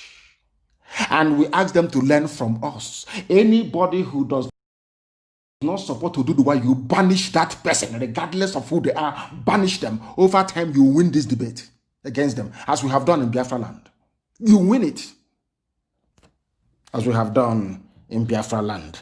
They have all manner of people that they have raised, wanting to use them to destabilize Yoruba land, but they're not going to succeed. They're not going to succeed. And look at the people. These are the people. Remember, only a few days ago, I was telling you about how they appointed chief judges from the north. People who don't go to school, they're on quota system. They appoint chief judges from the north. And do you know the funniest thing is that they have now gone, maybe they have seen Ngozi Okonjo-Iweala, angling to become the new World Trade Organization president or chairperson or whatever they call it. You know what they have done? The same Asorok, Aisha Buhari and her boyfriend, they nominated Fulani man, Ishak Bello, to go and become an ICC, to go to ICC, maybe to rubbish all the cases against Nigeria there. They want to be part of it. That's what they do. That's what Britain always advised them to do. If you want to be effective at lobbying, the best thing to do is to get your people to belong to those organizations that may give you headache. And one of them is ICC. Our case is there. The Shia, they have a case there as well, and many other people. And you know what Nigeria did? Nigeria now nominated somebody called Ishak Bello to go and be part of ICC. So to, of course, make the case files disappear as they do in the zoo. Now, I want to tell you what happened. He's a Fulani, he's from the north. They want to try us because Ngozi Okonjo-Iweala is here. People are doing very well.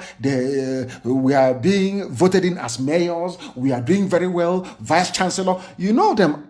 That is why envy is not good. Envy, jealousy is not good, because they have seen how successful people from the south are. They decided to push somebody from the north to go to ICC. And I'm now going to tell you what happened.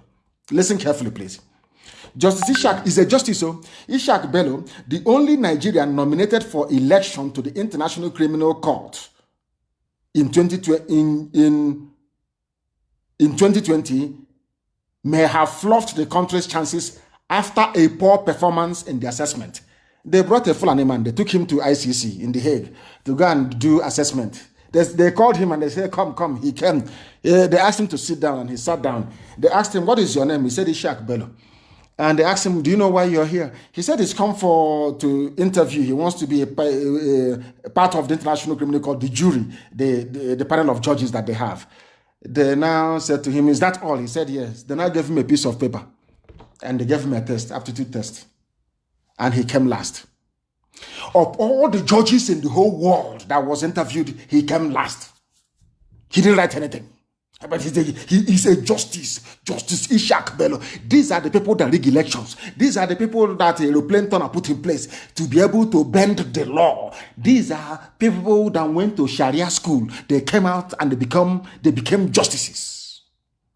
They went to where there is no bribe, where everybody has to write, where everybody needs to do the assessment. He did the assessment and he failed. And he came last. And he's a Nigerian. He's from the north. He wants to be like Ngozi Okonjo-Iweala. He thinks he was rejected. Please look for the news and publish it. Look, the headline is Nigerian nominee Ishak Bello ranked low amongst 20 contenders for ICC job. He came last. Zoological Republic. He is a justice.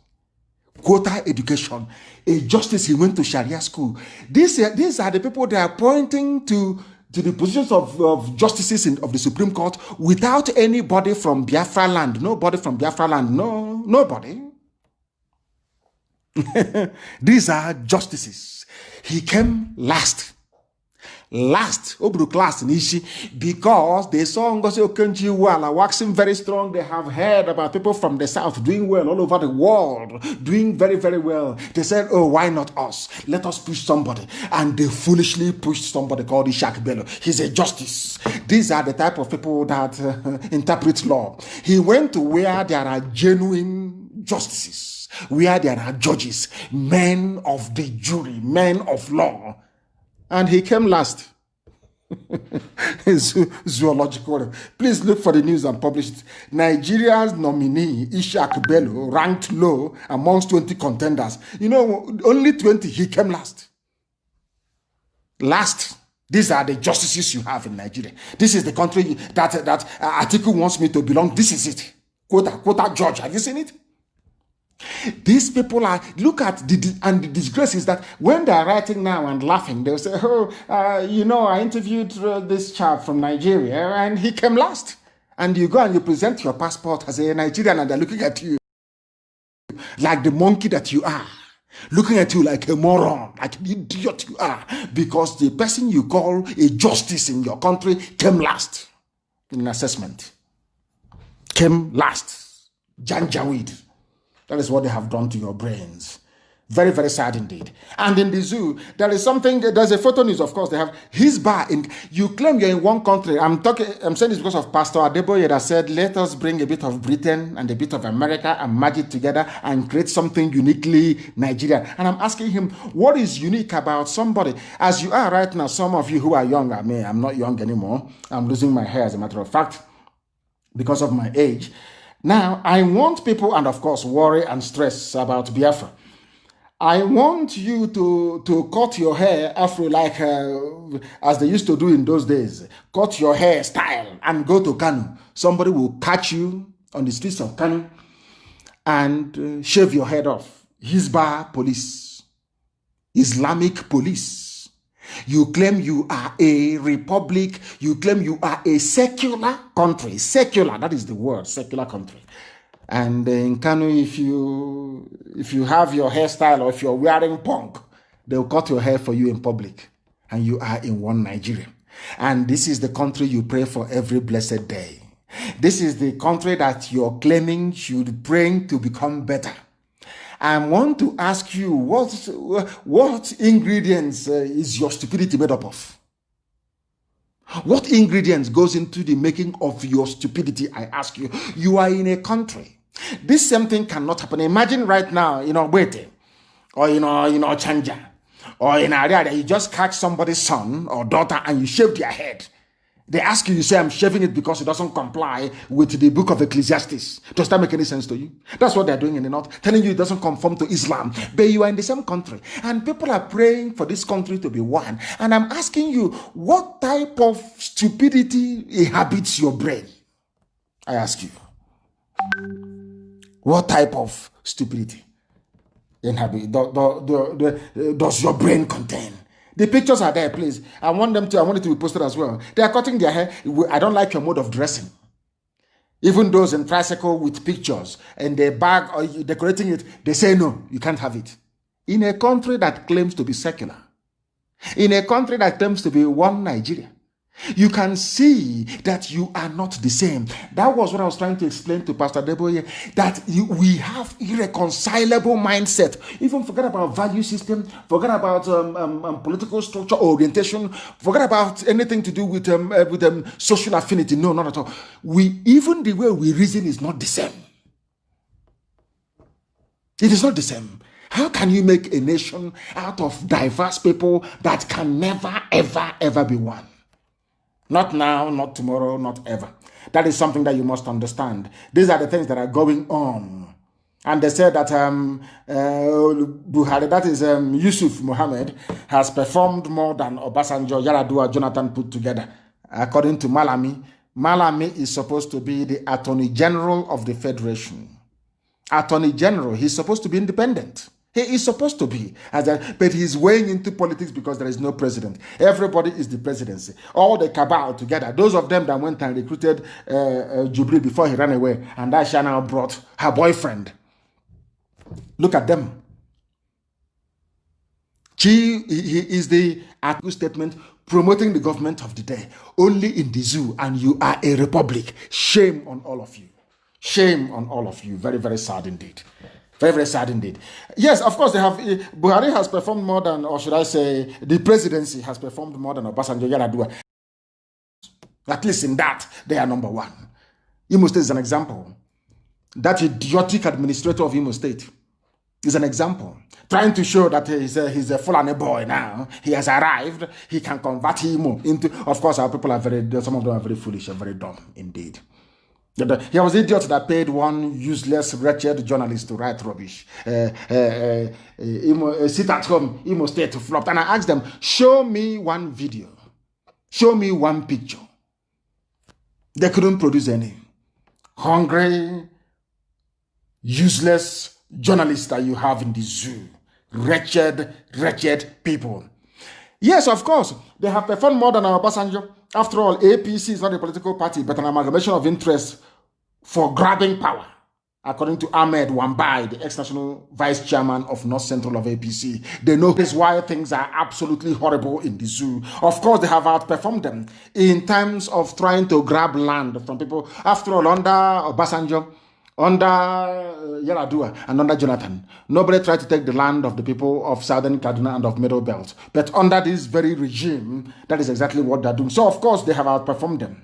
Why won't they outperform them? In the buying of elections, they have outperformed them. You are now building a railway line from the zoo to Niger Republic. Why are you building a railway line? For the simple reason that in Niger Republic, in a place called Maradi, there is Miriam Abacha University. And they want to build a railway line to connect it. That is how sad the zoo is, because people do not reason, because people do not think very well. Everything is in the north. Not everything you have is in the north, yet they are very wretched, they are very poor. They went for an interview and they came last. That is the nonsense that we are having in the Zoological Republic. And Dave Umahi is their slave, is their servant. Dave Umahi, the governor of Ebonyi State, is a Fulani slave, a certified Fulani slave, and is trying to do all he can to convert Ebonyi State into a Fulani emirate, and it is not going to happen, not in our time. There are some villages that Dave Umahi have mandated in Izi and Eza to bring out people tomorrow for the Nigerian army to kill. The names of the communities are Idembia Ishieke in Ebonyi, government of Izi, of course, and Umwezokoha in Eza North, LGA of Eza, both in Ebonyi State. They want to gather tomorrow. Dave Umahi asked the traditional rulers of these villages in Izi and Eza to bring out all their young men from 16 years upwards, because the Fulani people are complaining that they are not being allowed to camp in the forest anymore, that the young people are disturbing them and stopping them from camping in the forest. And now Dave Umahi wants to do what Herod did in the Bible, bring out all the male child for the Fulanis to kill and to be able to occupy our forests and our farms. That is what they are doing to identify IPOB family members. That is what Dave Umahi wants to see happen, and he has invited the army and the police. So we are warning all the traditional rulers in those areas that should anything happen to anybody, we would hold them responsible. Personally responsible. Dave Umahi is trying to hand over Ebonyi State to Fulani Janjaweed. He is doing it with all his might, all his power. He is doing all he can to convert our land into a Fulani emirate. And if you know Dave Umahi, tell him it is not going to work. Disgrace and shame shall befall him. Disgrace and shame shall befall Dave Umahi. That shall be his portion, because there is a place they have planned to gather tomorrow. They have planned to gather in Ebonyi, and Dave Umahi is responsible for this. He wants our people to be killed so that the Fulanis can take over. And I have told Miyetti Allah, get away from Ebonyi State. We will not allow you to have Ebonyi State. It's not possible. If you camp in the forest, you will be driven away from there. Dave Umahi, you are not going to be the president of Nigeria, not even the vice, not even ordinary foreign minister. You cannot be. Not now, not tomorrow, not ever. Dave Umahi, you cannot be. None of you Efulefu governors can be. It is not possible. You sabotage your own people. You brought Operation Python dance, the death of our people. You are not going anywhere. Have that in mind. Put that in your skull. And you cannot give Ebonyi State to Fulani Janjaweed Miyetti Allah. It is not possible. With that, we have come to the end of our program this very day. We thank you very much for listening to us. We shall reconvene, of course, on Wednesday. Chukwukika Biama willing. Because of the work we are doing, everybody has now woken up. Everybody is now live and awake. Even Facebook, they have given up. They have suppressed us to 5.9. Now we have gone back to 7.4. That is the way it is. Because they understand how relentless we are, how resolute we are, how determined we are, how unstoppable we are. Do you know the reason why we are the way we are? We are this way because Biafra is our religion. And here on Radio Biafra is where we worship, because Elohim Chukwukika Biama Premihenina is our God. From the bottom of my heart, with every love that I can muster, from me, from here, good evening.